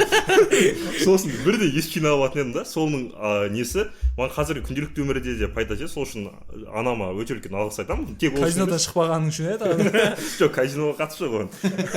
Жалпы бағанағыдай рамкілер ғой, қай кезде тоқтау керек екен, қай кезде не қылу керек екен, сенің де міндеттемелерің бар екен. Қазір менің күнделікті өмірімде де қалыптасты. Мысалы менде кейде былай қызмен жолыққан кезде немесе қызмен бірге отырған кезде мен кейде айтамын да, мен қазір компьютер ойнағым келіп жатыр, компьютер ол мен түсіне алады да, бірақ менде ол маған конечно мама сияқты деп айқайламайды, ол отыра береді, бірақ мен түсінемін да, қазір оған да көңіл бөлу керек, онымен де сөйлесу керек деп өзім керек уақытта тоқтата саламын. Осы тұста тағы бір фан-факт айтып кетейін. Бағана компьютерлік ойындардың несі зияндығы жайлы. Мен бір 8-ші класс оқып жүрген кезде қатты негізі ауру болып кеттім, шыны керек. Ол қалай болды? Маған Steam'ді көрсетті ғой, Steam'ді көрсетіп алып барды. Сосын мен Нұржас деген досымды бағана бірнеше рет отыр ғой. Мен Нұржас деген досым жүр, ол сосын оған Steam'ді көрсетемін, CSGO деген нәрсені көрсетемін. Сөйтіп оған айтып саған $10 жинау керек деймін. Сөйтіп ол байқұс 2 апта бойы столовыйда дым тамақ ішпей 2 апта тамақ ішпей өзінің $10 жинайды. Сөйтіп екеуміз кивиге барамыз, мен кивиде оған көрсетемін қалай салу керек екенін, киви терминалдан. Сол ақшасын салады, сөйтіп екеуміздің CSGO-лық приключениеміз басталып кетеді. CSGO тентек болып кетеміз. Сөйтіп бір күні настолько тентек болып кеттік, Нұрасымен шешеміз, давай бүгін сабаққа барайық дейік. Давай бүгін азанмен шығып кетеміз да, мектептің астындағы компьютерный клубқа барамыз да, ойнаймыз деп шештік. Қайдан білейік, класс жетекшінде мамам номері бар екен. Сөйтіп отырмыз, компьютер ойнап отырмын. Сағат бір 11 болып қалды, шамамен сабақ азанда басталды, 8:00 11 болып қалды. Бір-екі рет класс жетекшіміз звондады, алмадым. Мама звондады. Мама звондаған кезде алмам, ол самоубийство болған. Мама звондады. Алдында шықтым, қаяқтасың дейді.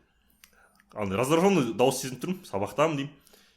Бала, мен мектепте классында отырмын деп, жоқсың деп, бері істейсіз дейді.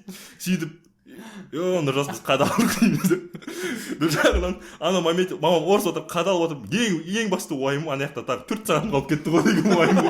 Шымкентский внутри меня не отпускает, 4 сағатым қалып кетті, қап бәлем деген. Біткен кезде ұстап болады деп ойлап тұрсың ғой. Сөйтіп, Нұржаспен кеттік мектепке қарай. Сөйтіп кіреміз, мама отыр былай класста бүйтіп орындыққа отырып алған жаман көзімен. Мен негізі ешекпін осы кезде жұмыс істеп жатыр. Жұмыс істеп жатқан адам жұмысынан бөліп мені ұрсу үшін келіп тұр. Уайым ғой енді, жоқ болып кеткен тем более. Өте қатты негізі ұяламын, сол үшін олай істемеңдер негізі. Ол өте жаман нәрсе, сен сабағынан қаласың. Жалпы фан-факт жалғастырайын, ең қызығы алда. Сөйтіп классқа кіреміз, мама отыр. Мама қарайды да, маған қарайды, қасымдағы тұрған Нұржасқа қарайды. Нұржас шақырып жатыр. Айқайлайды ол Нұржасқа. Неғып менің балама көрсетесің ондай нәрсе? Неғып онымен ойнайсың деп. Сөйтіп Нұржасқа айқайлайды. Хотя Нұржасқа көрсеткен мен, оны алып барған мен, инициатор мен, Нұржас давай сабаққа бармайық деп айтқан мен. И сол кезде мен өте дұрыс емеспін. Мама ол мен деп айтпадым, қарап тұрды. Нұржас қорқып кетті. Жалпы Нұржастан кешірім сұраймын, Нұржас кінәлі емес. Жалпы сол үшін өтіп ауру болып кетпеңдер. Нұржас сені сдавать етпеген жақсы дос екен, иә? Нұржас үндемей тұрды, иә. Нұржаспен әлемге шейін доспын, бәрі біледі. Нұржасты бәрін танисыңдар ма? Бәрі араласамыз. Кім ол десең? В общем, Нұржас красавчик, мен малмын. Сол үшін де олай жасамаңдар. Негізі ата-ананың контроль болған жақсы, контроль болу керек. Жалпы бала ғой, бала кезде ол тек ойын, бағанағы тезис қайтып, тек ойын емес, мен басқа нәрсемді қуып кетуі мүмкін еді. Сол үшін де негізі ата-анаға қарап тұру керек. Негізі сол үшін олай жасамаңдар. Братчикелерің, інілерің, қарындастарың жасамайтын шығар енді. Бірақ солай жасап жатса, оны тоже нақты контроль жасап тұру керек. Бірақ біз жалпы қоғамда мысалы геймерлер шектетілген немесе геймерлер ешкім араласпайды деген сияқты ойлар жоқ, иә, жалпы мысалы бір түсініксіз субкультура деп айта алмаймыз, иә, ол жалпы массовый деп айтуға келе ма, қалай ойлайсыңдар? Геймерский массово деген сияқты. Ну, типа көп адам ойнайды, және де мысалы мен геймермін десем, адамдар қазір классно деп қарайды. Субкультура. Мен жаңағы осы подкасттың алдында 1-2 ақпарат оқыған болатынмын. Нәтижесінде Кернел деген Гарвардтағы зерттеуші ғалым өзінің зерттеу жұмыстарын жүргізген болатын. Соның нәтижесінде ойлап көріңіздерші, әлемде қазір 7 миллиард адам, қазір 8 миллиардқа жақындап келе жатырмыз. Соның 2 миллиард адамы бір рет болсын ойын ойнап көрген. Ойынға кіріп көрген, яғни ойынның не екенін біледі деген секілді ол. 2 миллиард мен ғой, 2 миллиардтың ішіне кіретіндер. Иә, сіз де бар соның ішінде. Left 4 Dead сағансың ғой сен? О, жұмыспен ғой. Окей. Неге енді біз ойындарды жамандап жатырық қой, как будто подкастта ойындар дұрыс емес деп ойлап қалуы мүмкін. Неге көп ойын ойнау, жалпы ойын ойнау ол нормально? Жақсы. бағанағы айтқандай сияқты менің ойым сол ғана. Маған беретін пайдасы тек қана бағанадай ішің пысқан кезде немесе өзіңді мысалы расстроенный дейді, көңіл күйің болмаған кезде осы ойын сені жақсы бір әлемге алып барып кішкене көңіліңді көтеріп қайтып әкеліп тастау керек секілді. Маған сол ғана пайдасы. Жоқ, мен айтайын дегенім бұл жерде қандай пайда әкеледі емес. Мысалы жаңа сен айттың ғой, адамдар ойынға үңіліп кетеді, батып кетеді. Менің ойымша, мен былай ойлаймын просто. Бата берсін, ол неге жаман ба? Иә, мен былай ойлаймын. Егер ол адам өмірінің көп бөлігін ойында өткізсе, адамдармен аса қатты араласпаса, әрине енді надеюсь, ол адам настолько жынды емес, условно кредиттерін жауып отыр, сабаққа барып отыр, бірақ көп уақытын осознанно ойында өткізсе, меніңше бұл жаман емес деп ойлаймын. Мысалы дофаминді оңай жолмен алса, бұл да жаман емес деп ойлаймын. Өйткені жалпы өмір ол оңай емес қой. Ойын ол өкінішке орай кино емес, и өмірде қиыншылықтар көп, әртүрлі рутина көп, мәселелер көп деген сияқты. И неге оңай жолмен жақсы эмоциялар алмасқа деп ойлаймын мен. Мысалы, бір күн, білмеймін, бір аптаның 15 сағатын бір ведьмакты өтуге арнасан, и одан керемет эмоциялар алсан, мысалы, ешкіммен кездеспедің бір апта бойы, мысалы, бір досымен кездеспедің. Меніңше бұл әлі де жаман емес сияқты. Өйткені егер ол адамның осознанный таңдауы болса, меніңше бұл норм. Шешім мынандай ғой, ойын сатып алу үшін де ақша керек.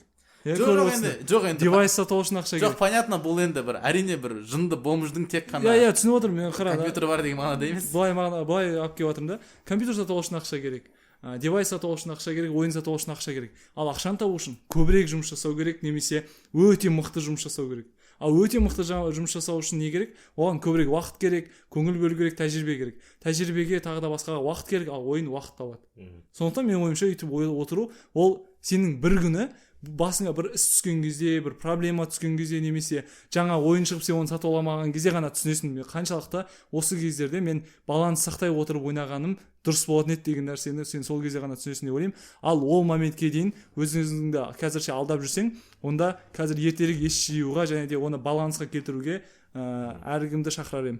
Негізі ойынның бағанағы пайдасы жайлы айтатын болсақ, неге көп ойын ойнау дұрыс деген сияқты. Қараңдар, дұрысында меніңше көп ойнау дегенде, көп ойнау да бір күн ішінде көп ойнау емес, а жалпы регулярно мен сияқты плюс-минус, да, плюс-минус. Жалпы қараңдар, ойындардың пайдасы жайлы айтатын болсам, бірінші ол менің ойымша достарды, адамдарды біріктіретін керемет платформа деп ойлаймын. Мысалы, біз достарымызды әртүрлі бір ойын ойнаймыз, бірге ойын ойнаймыз. Біз жаңа айтып бере салсақ, үшеуміз. Қазір жарайды. Біз мысалы жұмыста осы кезде де керемет, мысалы біріктіретін керемет құрал деген Аслан жайлы айтып кетейік. Мысалы Аслан мүлдем ойын ойнамайтын адам. Сол үшін біз жұмыстан бөлек бір күні жұмыста отырып оны келістік, еске түсірдік. Кезінде бізде Лефодот деген ойын бар еді ғой деп. Сол ойынды корпоративті бірге өтейік деп шештік. Еще мен ойнағам ғой, енді білемін, келісемін оны ойнауға. Сөйтіп бастаймыз, ары қарай қызық басталды.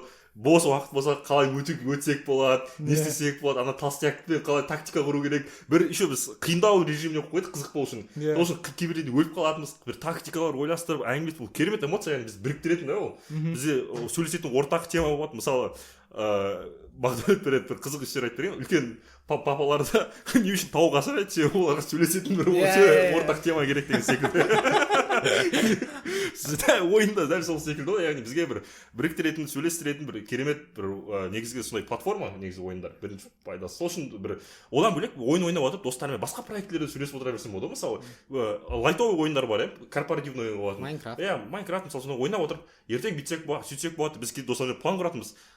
Тупо WhatsApp-тағы нетін сөйлесе алудың орнына, WhatsApp-тағы аудиозвукпен сөйлесе алудың орнына достарымызбен. Давайте мына жаққа залетаем, короче, Дискордқа залетайды, бір ойын ойнап отырдық на фоне. Как будто бәріміз бірге жүрміз да, наверное. Ары қарай ертеңгі пландарды алып айтымыз. Ертең, короче, давайте мегаға барайық, бүйтейік сөйтейік. Ол онша емес қой, неге деп ойын ойнап отырып, яғни как будто живую кездесіп қалған сияқтысың да. Солай біз достарымызбен кейде жоспарлар құратынбыз.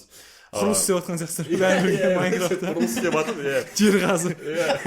Ары қарай әңгіме айтып. Жер қазудың орнына ма? Виртуально жер қазып. Сол өзінше. жалпы осы мен қоса салайын, кстати, вот біз Left 4 Dead ойнағанда мысалы тактика жағынан да біздің ойлау қабілетімізді арттырды ғой, естеріңде бар ма? Так, сен мына жерде отыр, сен мына жерде отыр, так, кім граната лақтырады, мына жерде кім мынау болады деген стратегияны да дамытты ғой, жақсы. Андайды да арттырған сияқты, бір-бірімізге сенімді және де бір-бірімізге деген андай түсінуді, яғни тез түсінеміз ғой уже бір-бірімізді, былай жасайық деген секілді, и сенеміз кімнің қандай қабілеті, неге қабілеті бар, қандай нәрсені жасай алады деген секілді. Бізге былайша айтқанда виртуалды әлемде біз бір тапсырманы, бір қиындықты бірге өткен сияқты боламыз да. Оның өзі шын өмірге кәдімгідей әсер етеді, өйткені виртуалды әлемде бір-біріңе көмектескенің тағы басқаны осы әлемге алып келесің. Конечно, бір-бірімізді лақтырып кеткен кездеріміз де болды. Бірақ оның барлығы тірі қалу үшін, ана жерде сол раундты өту үшін. Қалғандарымыз былайша айтқанда неге баратынбыз? Жертваға. Жертваға баратынбыз, қалған бір-екеуі адам өтіп кетеді. 2 рет па Чина бір өзі қалды ғой, адреналинді ұрып аламын, қашан танк қулап, кстати, бірақ бізде де сондай жағдай болған, біріктіруге қатысты. Біз карантин кезінде ішің пысады, адамдармен араласа алмайсың, сол кезде бізді ойында жақсы біріктірген. Біз менің туыстарыммен 5-6 ол жерде кішісі де бар, үлкені де бар, жаңағы ой 7-ші класспын ғой дейтін бала да бар. Бәріміз бірігіп, ол кезде Among Us өте хитовый ойын болды. Карантин кезінде біз 6-ымыз ба 7-іміз қосылдық Among Us-қа бір серверге. Дискордтан ашылдық, бір-бірімен сөйлесіп, сол жерде Among Us ойнап, өзіміздің бір 4-5 сағатымыз өтірді карантин кезінде. Ештеңе істей алмайсың, сол кезде бір-бірімен араласып, қал жағдайымызды сұрап, одан бөлек типа соны, Чина қалайсың, не істеп отырсың, сол жатқан деп. Міне Аслан ғой, Аслан не деп, ол жерде не дейді? Импостер Аслан деп. Осындай жақсы қарым-қатынас. Немесе менің Олжас деген досым бар, өмір бойы жоғалып кете береді. Олжасты барлықтарың білесіңдер деп ойлаймын, өмір бойы жоғалып кете береді, бір апта ешкіммен сөйлеспейді, Жазсаң қабылдамайды, телефонды алмайды. Жамандап тастайды бәрі тыңдамайды ғой деп па. Бірақ біз Олжаспен кездескенде де әдетте PlayStation клубта кездесеміз, сол жерге барып біз екеуміз UFC ойнаймыз, немесе FIFA ойнаймыз.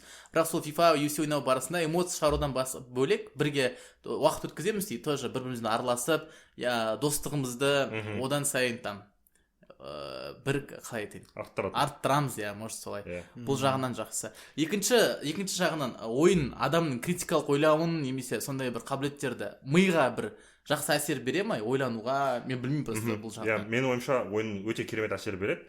Қызықтыруға, себебі баланы кез келген скучный информациядан қарағанда баланы игровой формада қызықтыру керек қой. Мысалы қараңдар, мен өз кезімде мен Assassin's Creed ойнап бастадым. Мен тарихтан ол кезде әлем тарихынан қатты хабарым бар тұғын, бірақ қатты емес тұғын. Мен мысалы Assassin's Creed'ті ойнап, екіншісін ойнап бастадым. Сол кездегі эпоха возрождения бар ғой. Сол кездегі эпоха возрождения көп нәрсе біле бастадым. Сол кезде Леонардо да Винчимен кездесесің, ананың әртүрлі технологияларын көресің, деп сосын оны Google-ға жазып көресің, зерттейсің. Ары қарай Франция кезіндегі революция кезінде жүресің. Францияда революция болып жатыр, сен соның кәдімгідей бастион бар ғой, бастионды штурмовать етіп жатырсың. Сен кәдімгідей сол тарих сәттерді куәгерсің. ақш-тағы гражданский войнаның куәгерсің. Мен әрдайым Assassin's Creed өткен сайын сол кездегі тарихи эпоха жайлы міндетті түрде Google-ға кіріп, бірнеше ақпарат көріп, YouTube-ға кіріп, сол эпоха жайлы лекция тыңдайтын. Яғни мен кәдімгідей қызықтыратын. Яғни кругозорымды өмірге деген арттыратын. Одан бөлек екіншісі Civilization деген стратегия бар ғой. Мен сол ойынды өте қатты жақсы көремін. Сол ойын ойнаған кезде онда жеңістің 4-5 жолы бар. Дипломатиялық, соғыстық, ғылыми. Яғни одан бөлек сен ол жерде әртүрлі цивилизация жайлы білесің. Әртүрлі цивилизация, мен сол кезде мысалы иракезы деген племя болған, олардың культуралары, быттары қалай болған, сол ойындар арқылы көре бастадым, және әртүрлі стратегиялық мышление қалыптастыра бастадым да. Яғни ойында сен жеңіліп қалсаң, саған бір нәрсені өзгерту керек. Не өзгертуге болады деп бүкіл анализ жасайсың, ресурстарыңа қарайсың, зерттейсің. Яғни бұл сені миыңды анализировать етіп ойлануға жұмсайды. Яғни бұның да пайдасы қазір тиіп жатқан шығар ма, тиіп жатқан жоқ па білмеймін, бірақ менің қызығушылығымды арттыруда және кругозорымды көбейтуге көп көмек тигізді деп ойлаймын. Егер де сол ойындарды өтпегенде, мен оған қызықпағанда, мүмкін мен іздейтін, бірақ азырақ іздейтін бе едім деп ойлаймын. Сол әртүрлі тарихи жерлер жайлы. Тағы да мына жерге қосып кетейінші сен айтқаныңа. Мен Шыңғысты біраз бір 3-4-5-6 жылдай білемін ғой. 3-4-5-6 деген ғой. Сол 5-6 жылдай білемін. И осы жерде байқаған мынандай нәрсе болды. Шыңғыс урбанистикадан өте қатты жақсы біледі негізінен урбанистиканы, яғни қала қалай болу керек, жолда қандай болу керек, қалай пробканы шешуге болады, осының барлығын біледі. И мен оның түбін білдім негізі қай жақтан шыққан. Ол City Skylines деген ойыннан. City Skylines деген ойында сен қала соғасың да қаланы дамытасың. Анау ойын көрсең кәдімгідей қала ана жерде. Пробка болады, адамдар өмір сүреді, кішкене болып жүреді да. Сен былайша айтқанда қалада жолдар соғасың, торговый центрлерге рұқсат бересің, рұқсат бермейсің, соғасың енді, тағы да басқа нәрсені жасайсың. Былайша айтқанда қарапайым акимат жасайтын тірліктер, яғни біздің осы акиматтар жасайтын істердің барлығын осы ойында жасайсың. Қалаларды дұрыстап соғуға тырысасың, жолдарда пробканы шешуге тырысасың, бір жерлерде яғни көп торговый центрлер болып кетпеуін қадағалайсың, себебі бұл жерлерде пробка пайда болады. Пробка пайда болатын болса, оны қалай шешу керек деген сияқты. Мен оның бәрін білмеймін, бірақ Шыңғыс оның бәрін жақсы білетін еді, оның бәрін бізге де айтып отыратын да. Егер осы жерде центр урбанистики Астананың тағы да басқа адамдар болатын болса, урбанистикаға қатысы бар көретін болса, Шыңғысты өздеріңе шақырсаңдар болады. Менің ойымша ол көп нәрсені біледі. Енді менің ойымша да, енді өздерің ары қарай профессионалдығын тексеріп аласыңдар. Жалпы осы, яғни ол да бір өзінің болашағы мамандығы енді мемлекеттік басқару ғой, жергілікті басқару, яғни акиматқа жұмысқа кірсе, менің ойымша өте үлкен осындай бір білімді жай ғана ойын ойнап отырып, және де ойын ойнаған кезде обзорын көреді ғой, бағанадай. Обзорын көреді, қалай жасау керек, қаланы, тағы да басқаны, пробканы қалай снизить ету керек деген сияқты заттарды видеомен тағы да басқамен көрген кезде менің ойымша осы арқылы да біліп алған деп ойлаймын. Тағы да бір прикол айтып кетейін. Менің ойымша Майнкрафт ойнау арқылы олар үй салуды да біліп алды деп.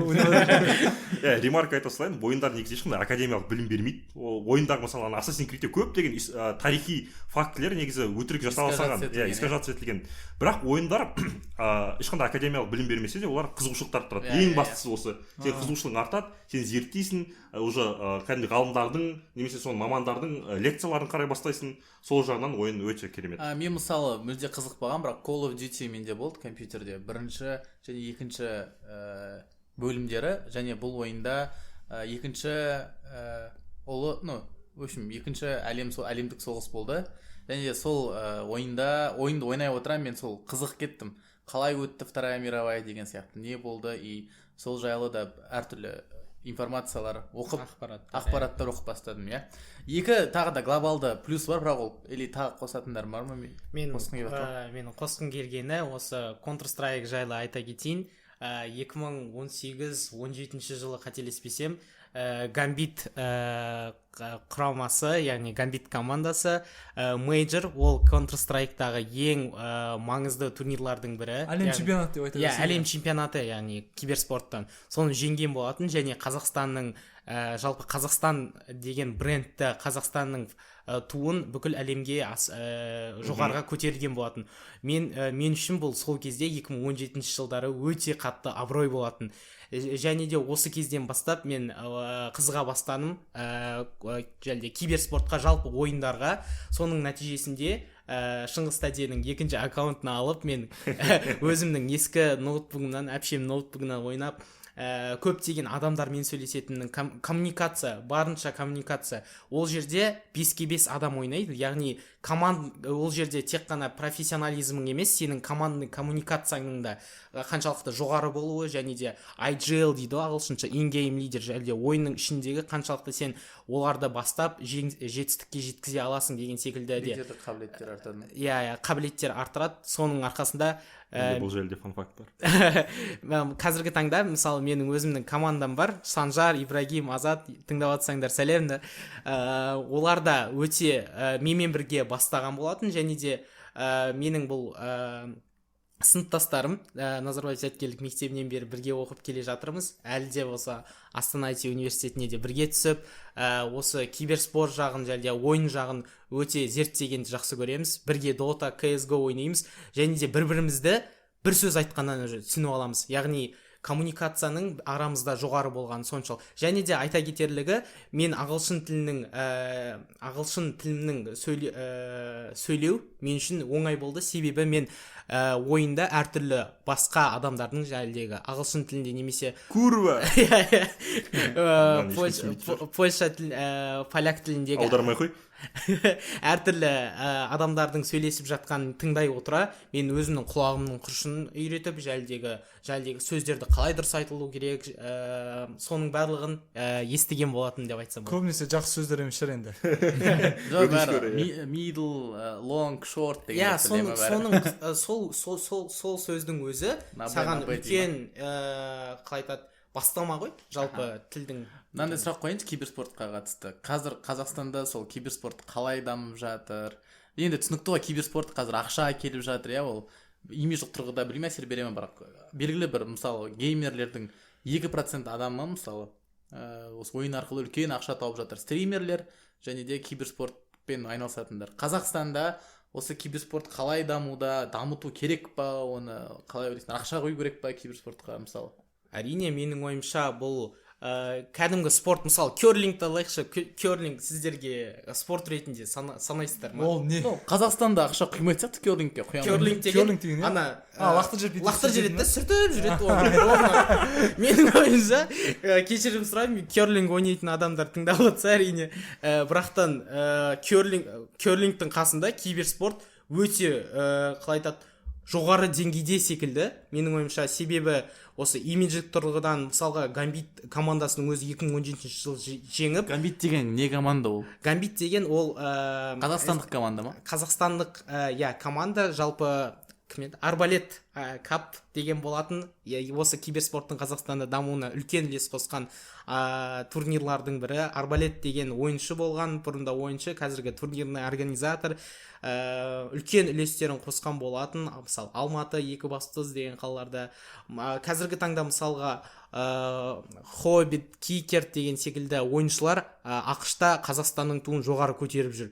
Кәдімгі біздің бокс, жүзуден басқа да спортшылармен пара-пар, яғни туымызды жоғары көтеріп жүр. Бұл да үлкен абырой менің ойымша. Сондықтан да имидждік тұрғыдан да, жалпы спорт ретінде де жарыстық жәлдегі, сіз айтқан едіңіз ғой, жоғары жетістіктерден де көріну, соперничество дейді жәлдегі. Сол тұрғыдан да өте жоғары тұрғыдан бағалауға болады деп ойлаймын. Сіздер қалай ойлайсыздар? Мысалы киберспортқа қазір мен білуімше әртүрлі кружоктарда ашылып басталып жатыр, кажется, балаларды бала кезден киберспорт ойнауға. Ол СНГ бойынша, яғни ТМД елдерінің арасында тек қана Украинада қазір колледждерде арнайы нелер ашылған болатын. Мамандықтар. Бірақ сол Гамбит командасына мысалы мемлекет ақша бөлмейді да, өздері. Мемлекеттің мүлде қатысы. Вообще мүлде қолдау жоқ па мемлекеттен киберспортқа? Қазіргі таңда Қазақстан Cyber Federation'ның ашылғанына байланысты көптеген турнирлар, Аламан кап деген бар. Оны ашқан просто предпринимательдер ме өздері? Жоқ, предпринимательдер, мемлекеттің өзі спонсорство, яғни соған ақша бөліп, бөлек турнирлар ұйымдастырып. Министерство культуры и спорта бөлетін шығар. Иә.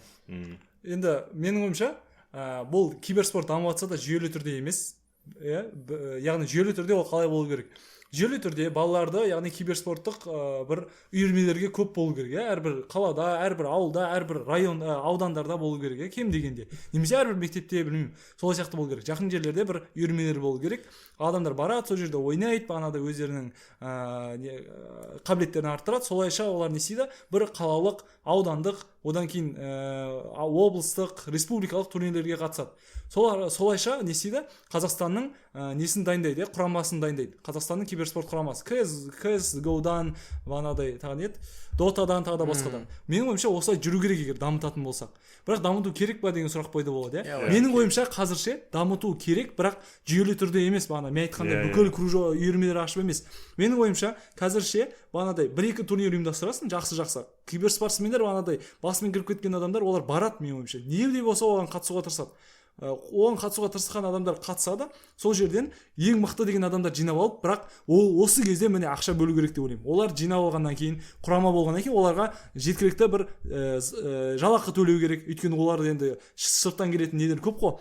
Бағанада хейттер көп, ата-анасы айтады не істеп жүрсің деген секілді. Өмір сүру керек. Оларға жеткілікті жалақы беру керек. Оларға жеткілікті девайс деп айтады ғой, яғни құрылғылар беру керек, монитор, процессор, бағанада ойынға арналған. Одан кейін оларға жеткілікті интернеті бар жерге алып бару керек. Білмеймін, интернет тартып беру керек па, басқа мемлекетке алып барып дайындай ма, білмеймін. Бір нәрселер бар менің ойымша, пинг дей ма, сондай сияқты буткемп, арнайы буткемп деген бар, ол командалардың жиынтығы, жәлдегі әртүрлі командаларды. Қазіргі таңда мысалы КС туралы айтатын болсақ, серверлер көбінесе Германиядағы Стокгольм, Швеция сондай сияқты. Жалпы бір мемлекеттер бар. Жоқ, сол нелерді айтып жатырмын. Англиядағы Париж деп па. Жалпы сөйтеді да, одан кейін барып аяқтасайын. Одан кейін барып осылай жасау керек та, менің ойымша. Одан кейін ол құрама пайда болады, Қазақстанның атынан шығатын құрама. Бір команда болсын, хотя кем дегенде бір команда болсын, екі команда болсын, мықты команда болса, олар одан кейін бағанағыдай менеджер дей ма, бір мықты бір нелер бар, чемпионаттар. Менің ойымша ол чемпионаттар, менің естуім бойынша, жай чемпионаттар емес, ол жаққа миллиардтаған ақшалар құйылады, көп инвесторлар тартылады, көп мемлекеттер тартылады. Оны көптеген адамдар бақылайды, Қазақстанның өзінде, шетелдің өзінде де, Осы жерде Қазақстанның туы желбіреп жатса, менің ойымша ол өте үлкен плюс деп ойлаймын Қазақстан үшін. Вот маңызды сұрақ менде. Олар менеджер ойнаған кезде Қазақстанның атынан шығармайды, ол командалар. Жоқ, онда мүлдем мысалы футболдағы әлем чемпионаты секілді, онда мемлекеттердің атынан шықпайды. Олар кәдімгі бір частный компания. UFC сияқты ғой. UFC-ға шығады да, өзінің Ирландия ма? Конор Макгрегор өз-өзімен шығады. Дәл солай, Енді киберспортқа қатысты менің ойым, қарапайым экономикада бәрі сұранысқа қарау керек деп ойлаймын. Егер қазір қоғамда енді ашығын айту керек, киберспортқа сұраныс жоқ бізде қатты. Көп адамдар мысалы көрмейді, көп адамдар оны қатты қызықпайды, білсе де естісе де көп адамдар оны қарап көрмейді. Футбол секілді на любительском уровне. Сол үшін егер де сұраныс артып жатса, әрине оған қолдау керек, бірақ сұраныс болмай жатса, оған қосымша ақша қою менің ойымша ол керек емес деп ойлаймын. Егер әлемнің сұранысын қарасақ ше, әлемнің сұранысы бар ғой бізде. Әлемнің егер сұранысы көп болса, онда біз неге Қазақстан мысалы көпшілік адам әлі білмеген үшін оны шығармай қоя саламыз. Біз мысалы әлі де шығарсақ болады, адамдар көріп бастайтын шығар, сол кезде шынымен де келіп бастайтын шығар. Мысалы менің білуім бойынша қазір әлемдегі ең мықты деген топ командаларын ешқайсысы мемлекет қолдамайды. Олардың барлығы қандай жеке кәсіпкерлер, жеке өздерінің бір кәсіпкерлер ойлайды, мен қазір мына командаға ақша құя тұрамын, мыналардың жалақыларын төлей тұрамын, олар бір жылдай дайындалады, ертең барып турнирді жеңіп келеді. Сол үшін солдан мен олардан пайда тауып аламын деп ойлайды кәсіпкерлер бар. Айта кететін ремарка 2000 жылдан бері қарай Веск деген турнир өтетін болған. Ол World eSports Tournament деген сияқты. Ол жерде тек қана мемлекеттердің арасынан, мысалға Россиядан шығады, Украинадан шығады, Қазақстаннан шығады, тек қана сол мемлекеттің представительдері дейді ғой, бір-бірімен сол киберспорт бойынша жарысатын болған. Вот қазіргі таңда Весктің организаторлары, турнирный ұйымдастырушылары мүлде оны өткізбей қойды. Нәтижесінде сұраныстың да сәл азаюы байқалған секілді деп ойлаймын. То есть киберспорт маған оңай аналогия, бәрін деймін, бірақ ол тенниске ұқсас қоя, мысалы Болат Өтемұратовтың теннис федерациясын басқарады, өз ақшасын құяды, Рыбакинаға ақша құяды, Рыбакина ұтады. И сөйтіп дамы, то есть мемлекеттен мен білмеймін, мен нақты білмеймін, бірақ мен білуімше ол Өтемұратовтың өзінің қаржысы сол арқылы дамытты да, и Рыбакина күшті теннисистка шықты. То есть Қазақстанда условно, киберспорт өз бетінше де даму мүмкіншіліктері жоғары бар да. Мысалы қазір ең танымал мейджор және интернешнл деген Dota мен CS-тегі ойындар, оны Valve компаниясы сол бағанағы Steam'нің басшылар, разработчиктер өздері жасайды. Оны не үшін жасайды? Себебі оларға ойындардағы активності көбейту үшін. Олардың ойлары тек коммерция негізі. Қазір біз турнир жасаймыз, оны киберспортсмендер ойнайды, оны көп геймерлер көреді, сосын қызығады, сосын біздің ойынымызға қайтып келеді, ойыннан кетіп қалмайды, ойыннан алшақтамайды, ойынды ойнай берсе олар көп ақша құртады, тағы да басқа коммерциялық оймен сол турнирді өткізеді. Яғни олар сол турнирге бағанағы астана сайттың миллиардтан ақша құяды, бірақ олар оның нәтижесінде миллиардтап, екі есе миллиардтап пайда тауып жатыр. Негізі киберспорт ол мемлекеттің кіретін нәрсесі емес деп ойлаймын қазір, шынында ойлап қарасам, ол тек коммерция деп ойлаймын. Коммерцияның жүйесінде қалу керек деп ойлаймын. Еще андай бар емес па, олар мысалы біреудің ойындарын көріп отырса, соның тактикасын қайталай ма?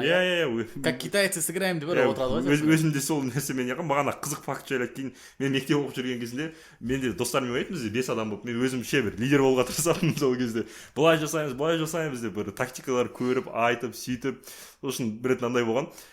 Отылып аттық, мен тактикаларым жұмыс жасамай атты да. Отылып аттық быт-шыт болып. Сөйтіп отырмыз. Бір кезде қарасам, балалар ешқайсымен айтқанын істемей кетті да. Школьниксің ғой, жындан кетті. Альфа, мен мынаңдар, шортқа барамын. Солай қайнап жүрді, бәрі күледі. Содан бері қалып қалған. Жалпы негізі шынымен сондай уақытта тактика школьниксің, көресің, бағанағы турнир көріп аласың, тактикаларды қайталайсың, айтасың, бүйтесің, істесің. Жалпы қызығушылықты арттыруға арналған нәрсе. Жақсы, келесі сұрақ Балқош пен Шыңғысқа бағытталған болуы мүмкін. Мен өші подкаст қарап отырып, кейбір адамдар, осы ойын ойнап көрейші осы деп. Қалай екен ол ойнап көрсек деген. Сұрағым мынандай, егер сен мүлде ойын ойнамасаң, немесе аз ойын ойнасаң, қандай ойындардан осы ойын әлеміне кіру керек? Аслан, сенде де ой болса қоссаң болады. Мен бір өзім мысалы мен білмеймін не айту керек екенін. Негізі ойын мүлдем ойнамасаң саған хардкорный ойындар бастап керек емес. Dark Souls'тан бастасаң онда саған қана сен ол ойын өте қиын. Барынша AAA андай оңай барлық адамдарға. Негізі қазіргі ойын шығаратын үлкен корпорациялар ойындарды барынша оңай қылып жасауға тырысады. Подсказкаларын көп қылып себебі ойын ойнамаған адамдар кірсе точка входа өте оңай қарапайым болу үшін. Сол үшін андай көптеген мысалы Assassin'ден бастап көрсеңіз болады. Ол өте қызық. Онда өте көп тарихи фактілер бар. Ол өте әдемі картинка ояқта. Сен мысалы визуалынан рахат ләззат алып жүрсең болады. Мысалы ана ежелгі Римде, ежелгі Грецияда, мысалы Assassin's Creed Odyssey'де, ежелгі Грецияда храмдарды көріп, ананы разработчиктер негізі өте көп оған еңбектенеді. Солардың жалпы визуалдық кайф алуға да болады. Кинематографичный кинематографичный букет. Жалпы сондай қарапайым ойындар. Одан бөлек таңдау жасауға болатын кинематография сияқты ойындар ойнасаңыздар болады. Мысалы Walking Dead деген керемет ойын бар. Ол ойында көбінесе мықты игрок болу керек емес, мықты реакция керек емес, мықты скиллдар керек емес. Онда сен таңдау жасайсың, белгілі бір кнопкаларды басасың, бірақ ондағы сценаристер, олар кино сценаристер секілді гений. Онда сен өте көптеген ана Walking Dead'тің ойында қиын моральдық тұрғыдан қиын анау моральный задание бар ғой. Поезд келе жатыр, бір бала жатыр, 6 адам жатыр, қайсысын ауыстырасың деген сондай таңдаулар өте қатты жүректі ауыртатын таңдаулар бар. Негізі сондай қызық кинематографиялық ойындарды сондай ойындарды бастап көру. Walking Dead, Red Dead Redemption'ды ойнап көрсеңіздер болады. Ол негізі Rockstar'дың ойыны. Онда Red Dead Redemption 2-ні айтып жатыр. Red Dead Redemption 2-ні айтып жатырмын. Ол өте қатты қиын емес, менің ойымша.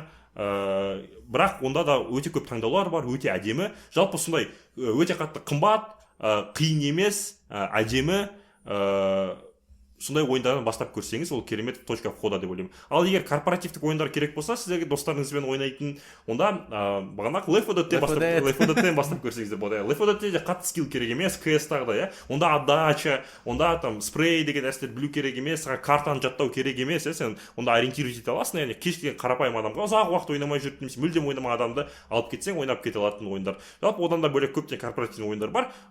Сондай қарапайым көпшілік адам ойнай алатын ойындарды ойнасаңыздар болады. Арзан ойындайды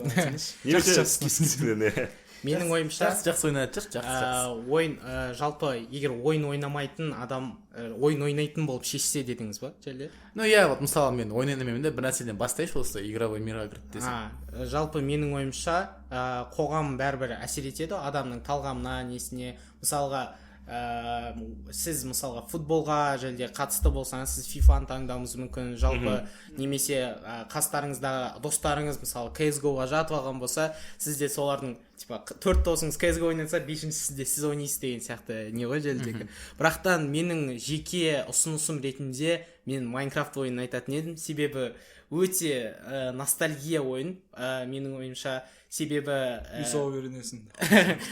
Исау емес, жалпы ондай емес ойын. Жалпы ойын қарапайым төртбұрыштарды қосып өзіңнің ойыңдағы бір үйіңді соғу, немесе жалпы өзінің негізі сюжеткісі бар, білесіздер ғой, Майнкрафтта сюжет бар екен. Білмейміз. Білмейсіздер ма?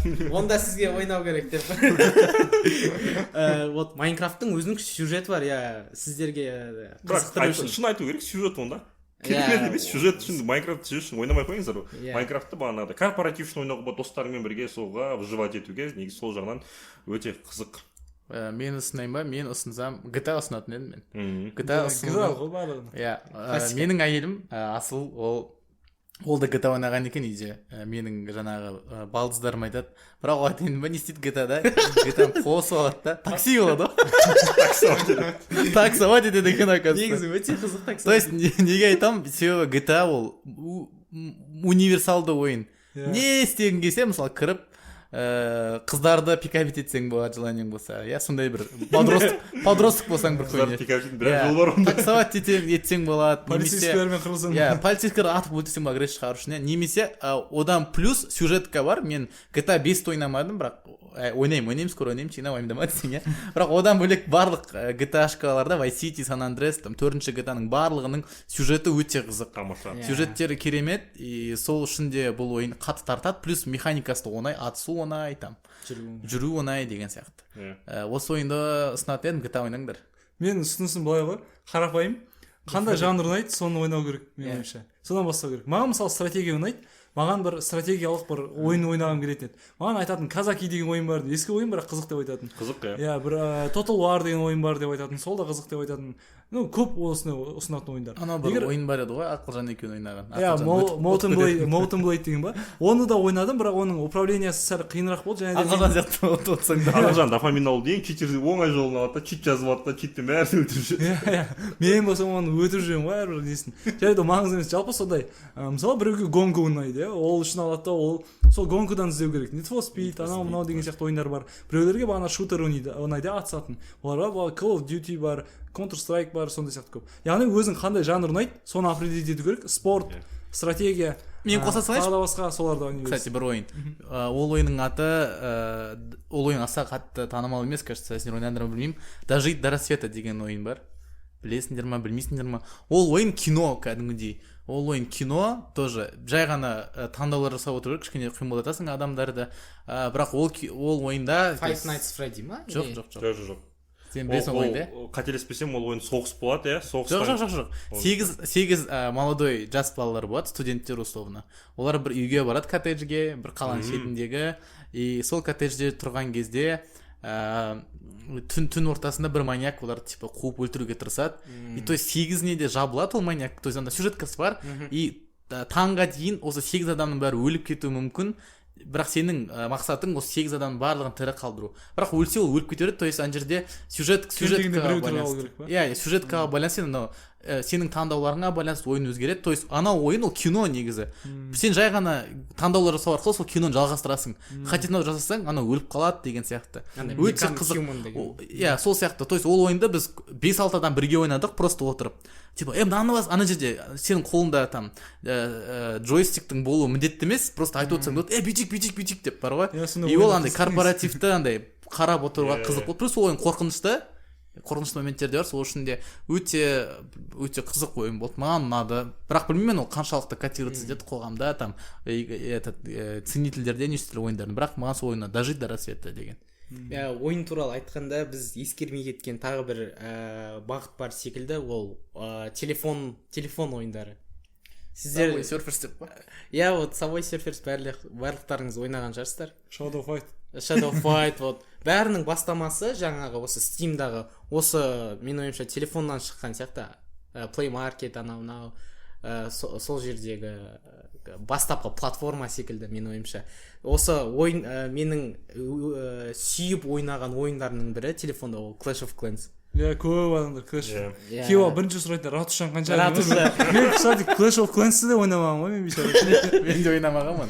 Full 7, Full 10. Қазір ол ойын қай жылы шыққан? Бұрын ойнайтын. Ну, примерно айтыңдар. 2012 қателеспесем. 2012 ма, 2023 жыл, 11 жыл өтті. Менің Абай деген досым әлі ойнайды сол ойынды көріп алады да. Бір нәрсе жинап алады, сосын шығып кетеді ойыннан. Мен телефонмен ойнайтын. Бірақ кейін андай не басталып кетті ғой. Өзімше мен геймерский субкультурадамын деген ойды алып алдым да. Телефонмен ойнайтын адамдардың бәрі олар түсінбейді еш нәрсені. Олар телефон не достойны ойын деп ойлайды. Негізі бірақ телефонда ойын ойнау ұнаса, онда неге жоқ? Мен честно айтайын, маған өтпейді вообще. Маған да қазір өтпейді, мен ойнай алмаймын телефонмен. Қазір мен телефонмен кино бітіп қалса, музыка жоқ болып қалса, еш нәрсе жоқ болып қалса, телефонда уақыт өткізіп жалғыз жол ойын болса ғана ойнайтын шығармын. Бірақ ойын негізі. Келесі сұрақ, жалпы әлемдегі ең культовый ойындар қандай? Оны мысалы сен геймер болсаң, обязательно осы ойнау керексің. Ең культовый үлкен несін қалдырған. Мейнстримный болу керек па? Ну, білмеймін, ізін қалдырған. GTA. Иә, осы GTA, Need for Speed сериясы өте қызық. Менің ойымша. CS 1.6. Ведьмак 1.6. Меншінді қосып қоясың. Бассейнге су толып тұр деп қоясың. Анау, иә, сол TikTok барады ғой. Бассейн суын толтырып қойын жігіттер деп. Білмеймін, маған CS десе, мысалы бана Counter Strike десе, мен 1.6 есіме түседі. 1.6 мен үшін CS-тен де жоғары шығар, енді өйткені CS ойнамаймын да ғой. Иә, CS ойнамаймын да ғой, сол үшін айта берейін да. Яғни 1.6 маған қызық та, өйткені баяғыда сөйтіп ойнайтынбыз. Меншін таңдайсың. Или контртеррорист, или террорист, үйде боласың, или сыртта боласың әйтеуір.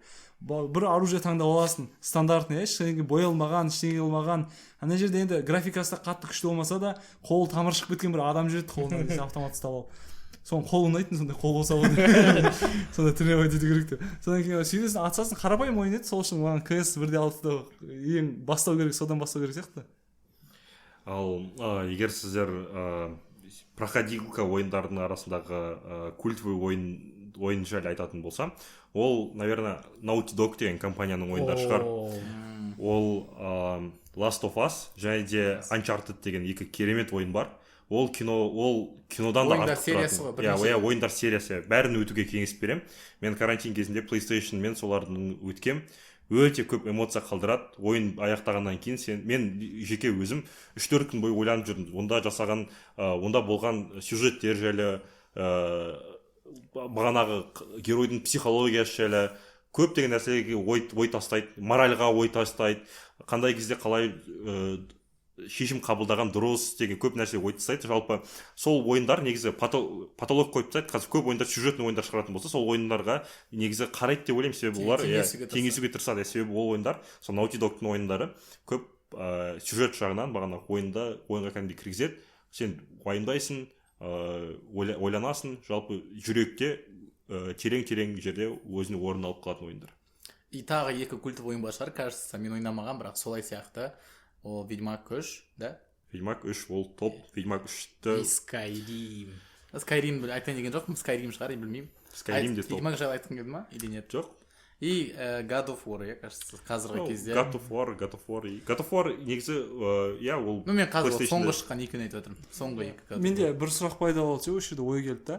Негізі ойын ойнау деген жынысқа бөліне ме, бөлмей ме? Өйткені мен көрген кезде көпшілігі ұлдар ғана ойнайды ойынды. Или ол қыздарға ұят па, или оларға шынында қызық емес па, мен осыны түсінбеймін. Қалай ойлайсыңдар? Неге қыздар ойнамайды? Қыздар жынданаттан олдар ойнай бергенге. Сөйтіп ойындарға жындастайды да, вообще жүрмейді. Кетіп жіберді. Мен ойымша ойнамайтын білмеймін, жай прикол еді сол. Ойынға байланысты секілді. Мысалы, мен сенімдімін, егер де мен бағанағы Last of Us пен Uncharted ойнатқан кезде, қасымда Аяжан отқан кезде, оған өте етеді аяқтағы сюжеттер. Ол да уайымдап кіріп кететін еді. Бірақ негізі бағанағыдай шынымен де көп нәрселер қыздар қызықпайды шынымен де. Бірақ бағанағыдай сюжетный ойындарға мүмкін оларда қызығады. Справедливости ради бар шығар, қыздар по-любому бар ғой қоғамда ойнайды. Одан бөлек мен қыздар неге онлайн ойындар ойнамайды дегенге бір жауап бар. КС-те мысалы қыздар ойнаса да, олар дауыстарын шығармай ойнайды. Себебі аяқты қыз тұрып бір привет деп қыздың дауысымен сөйлеп қалса, бүкіл сервер тентек болып кетеді анаған. Көрінер ма, как армия сияқты ше, как будто армия сияқты реагирует етеді. Армияда сондай қыз көрсе, фиште сықырып, әді мал. Анда қыз жоқ қой. Қызды көреді, бәрі тентек болып, анаған подарктер жіберіп, ананы свидание шақырып, қақта тұрасың деп сұрап, номерін сұрап, контактын сұрап, тентек болып кетеді бәрі. Культура жоқ на ойындарда ше, кәдімгідей қыздарға бағытталған культура жоқ. Неге ол бағанағыдай шынымен қыздар өздері ойнағысы келмей ма, или бұл бір байыстың несінен ба, яғни қыздар ойнамайды деген секілді, или шынымен де оларға қызық емес па? Осы жағынан мен білмеймін оны. Менде де білім жоқ, честно, бірақ мен сенем, егер мен сексистский деп ойламаймын, қыздар ойын қыздар үшін жаратылмаған деп ойламаймын. Может, бар шығар, бірақ көп емес, олар қызық емес сияқты, тупо ойын, кажется. Сондай ма? Как будто ойындардың көбісі агрессивный мужской ғой, өлтіру, ату, там қыздар больше андай жүректері басқаша ғой, ойлануы. Қыздарда мобильный ойын сияқты ана ше. Қыздардың ойыны асылы көп ойындар ойнайды, кстати, по идее, бірақ ол вообще мен ойындар емес, ол не ойнайды? Homescapes деген ойындар. Homescapes ойында. Қарапайым ойындар ғой. Остин деген дворецкийдің үйін салып бересің ба, бір нәрсе. Соны күні-түн ойнайды. Отличияны табасың, сондай сияқты. Алмаздарды ауыстырасың да, содан жинап. 3 жасыл жинайсың, ол 3 жасыл жағылады деген. Жалпы бізде негізі білесіңдер ма, біздің подкастты көретін походу көпшілігі қыздар тыңдайтындар.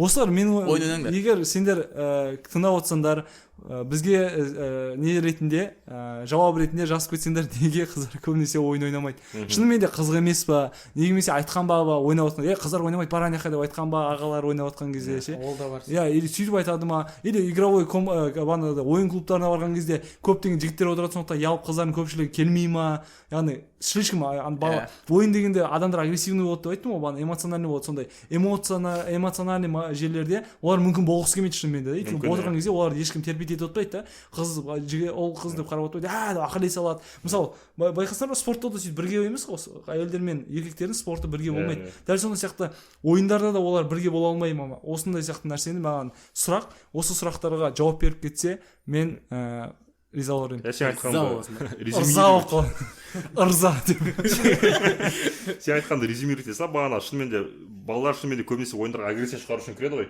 ал қыздар ойынды ол үшін ойнамайды секілді, агрессия шығару үшін. Иә, наверное. Сол да себеп сияқты. Олардың жаратылыстары басқашалау сияқты. Может быть. Білмеймін, бірақ құрсын қазір. Мені, деп сен немене бөліп жатсың деп ұрыспаңдар. Келесі жауап беріңдер одан да қойсын.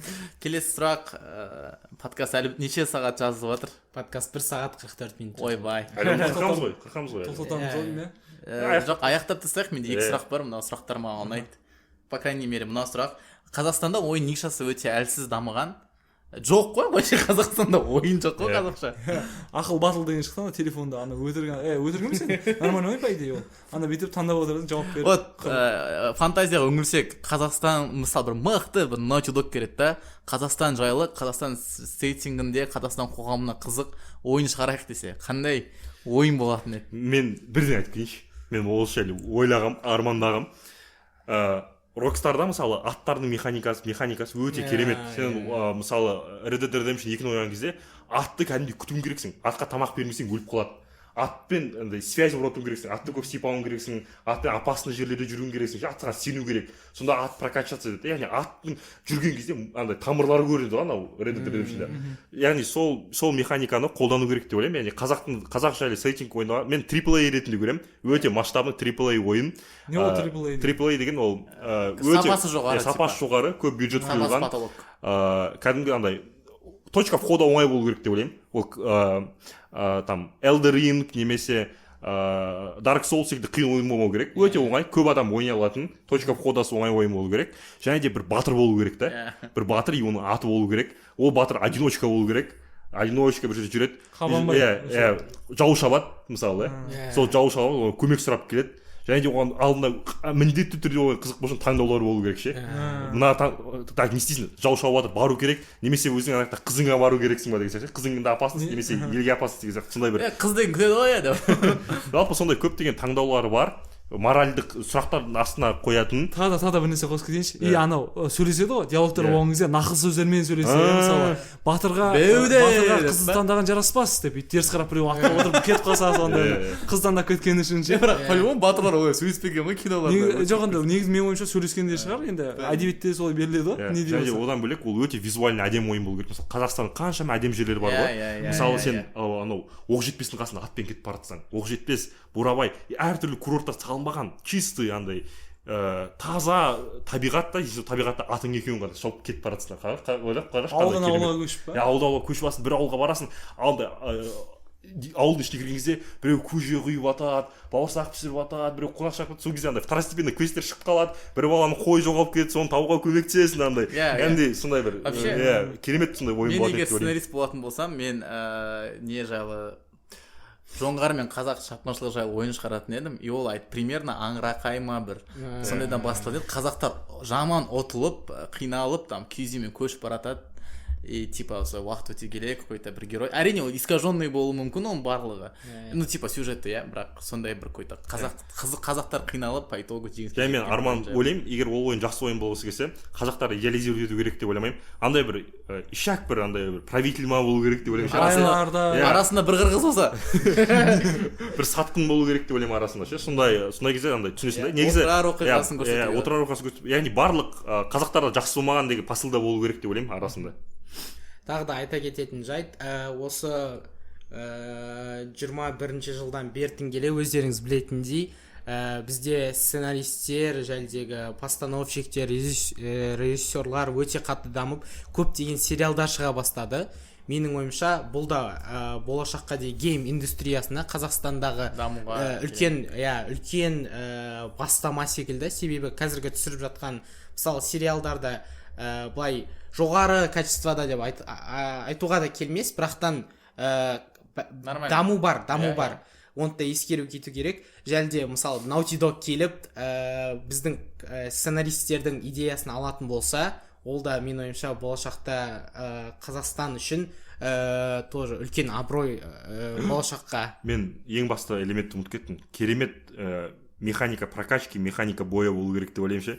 Сен мысалы бір интеллект качать ету үшін алыстағы бір мысалы анау ұмытып қалдым, ана адам аты кім еді, бір билерді тауып алуың керексің ше, солардан совет сұрауың керексің, солар ясінде интеллект качаться етеді, сол арқылы сен или красноречие качаться, яғни сен бір конфликт болады, сол конфликтті шешудің 3-4 жолы болу керек та, сөзбен шешсең болады, немесе күшпен шешсең болады деген секілді сондай бір жолдар болу керек. Одан бөлек төбелесі өте әдемі болу керек деп ойлаймын. Андай ол кезде қорықпау керек пен басына шауып алуға ше, қолдары қанап кетуге сондай реалистичный керемет механика бойы болу керек секілді. Сол біздің қазақстандық фантазиямыздағы керемет ойындар. Ойын индустриясы мысалы дамыған елдер, мысалы Польша, тағы қандай елдер бар? ақш, керемет дамымаған елдерде де дамыған ғой. Мысалы Ресейдің өзі қазір бір AAA ойын шығарды. Сталкер емес па? Сталкерді украиналықтар шығарды. То есть потенциально Қазақстанда негізі шығара алады ғой мықты ойын. Надеюсь, осындай ой біреуге келіп, ол осындай айналысады. Менде мынандай ой келді ойынға байланысты. Бірінші ой, оларды қалай айтылатынын білмеймін, Шыңғыс сияқты сипаттап бере алмаймын, көп ойын ойнамаған. Жалпы мен обобщенный знаю. Бірінші арғы өздеріңді ойлап табыңдар, басты айтып беріңдер. Басы мынандай. Бірінші ол бана стратегиялық ойын. Сен әртүрлі эпоханы таңдай аласың. Мысалы әртүрлі эпоханы таңдай аласың, бір сақ эпохасын таңдай аласың, ғұндарды таңдай аласың, түрік қағанаты кезін таңдай аласың, қазақ хандығы кезін таңдай аласың, немесе қазіргі Қазақстан таңдай аласың да, отар кезде Қазақстан емес деп. Сондай сияқты Қазақстан әртүрлі периодтағын таңдай аласың, и сол моменттегі сен civilization сияқты экономикалық жағынан, әскери жағынан дамытуды сен осылай жағынан қарастыра аласың. Яғни мысалы саған ол жерде әртүрлі ресурстар беріледі. Мысалы сен белгілі бір мысалы жетісу жерін таңдайтын болсаң, қазіргі Қазақстандағы ма немесе ерте Қазақстандағы жетісу жерін таңдайтын болсаң, сен ол жерде мысалы көбінесе мал жайылатын жерлер болады да, тек қана. Сен ол жерге егін ексең, сен минусқа кетесің деген секілді. Яғни көбірек мал жаю керексің, солай қылу керексің деген сияқты. Қазіргі Қазақстанда да мысалы мынандай, сен Каспий жаққа баратын болсаң, сен мұнай өндіруге тырысасың, мынандай бір никель, хром дегендерді білмеймін, қай жерлерде бар, сол жерлерде өндіруге тырысасың деген секілді. Яғни оны детально айтып бере алмадым, бірақ жалпы түсіндіңдер деп ойлаймын. Идеяны түсіндік. Идеяны түсіндіңдер. Идея жақсы. Жақсы. Тағы да қосарларың бар ма, айтыпай кеттім ау деген себебі подкаст бітейін деп қалды. Ешкімде ойда жоқ сияқты, себебі ұзақ сөйлескен сияқтымыз, қызық болды деп үміттенем. Құрметті тыңдарман, егер де осындай біздің подкасттардың уақыты ұзақ болған, ұнайды ма, ұнамайды ма, сол жайлы жазып кетсеңіздер, жалпы кез келген ойға біз ашықпыз. Соңында не айтамыз? Ойындар ойнаған керемет, қызық, және де ол өте бөлек қызықты әлем, бірақ ол жерге де қатты үңіліп кеткенде дұрыс емес. Бір жағынан ол рационалды тұрғыда казиноға кетіп қалмайтындай болу керек. Жалпы осы ойын ойнаңдар, біздің подкаст тыңдаңдар, қызықты өмір сүріңдер. Және де орысша сөз қосқан адамды біз комментарийге жазып жібереміз, закрепить етіп қойып, сол адамға жаза ойлап тауып ұмытпау керек. Осы подкастты сөндірмес бұрын лайк басыңыздар, комментарий жазыңыздар, және міндетті түрде каналға жазылыңыздар. Сау болыңыздар.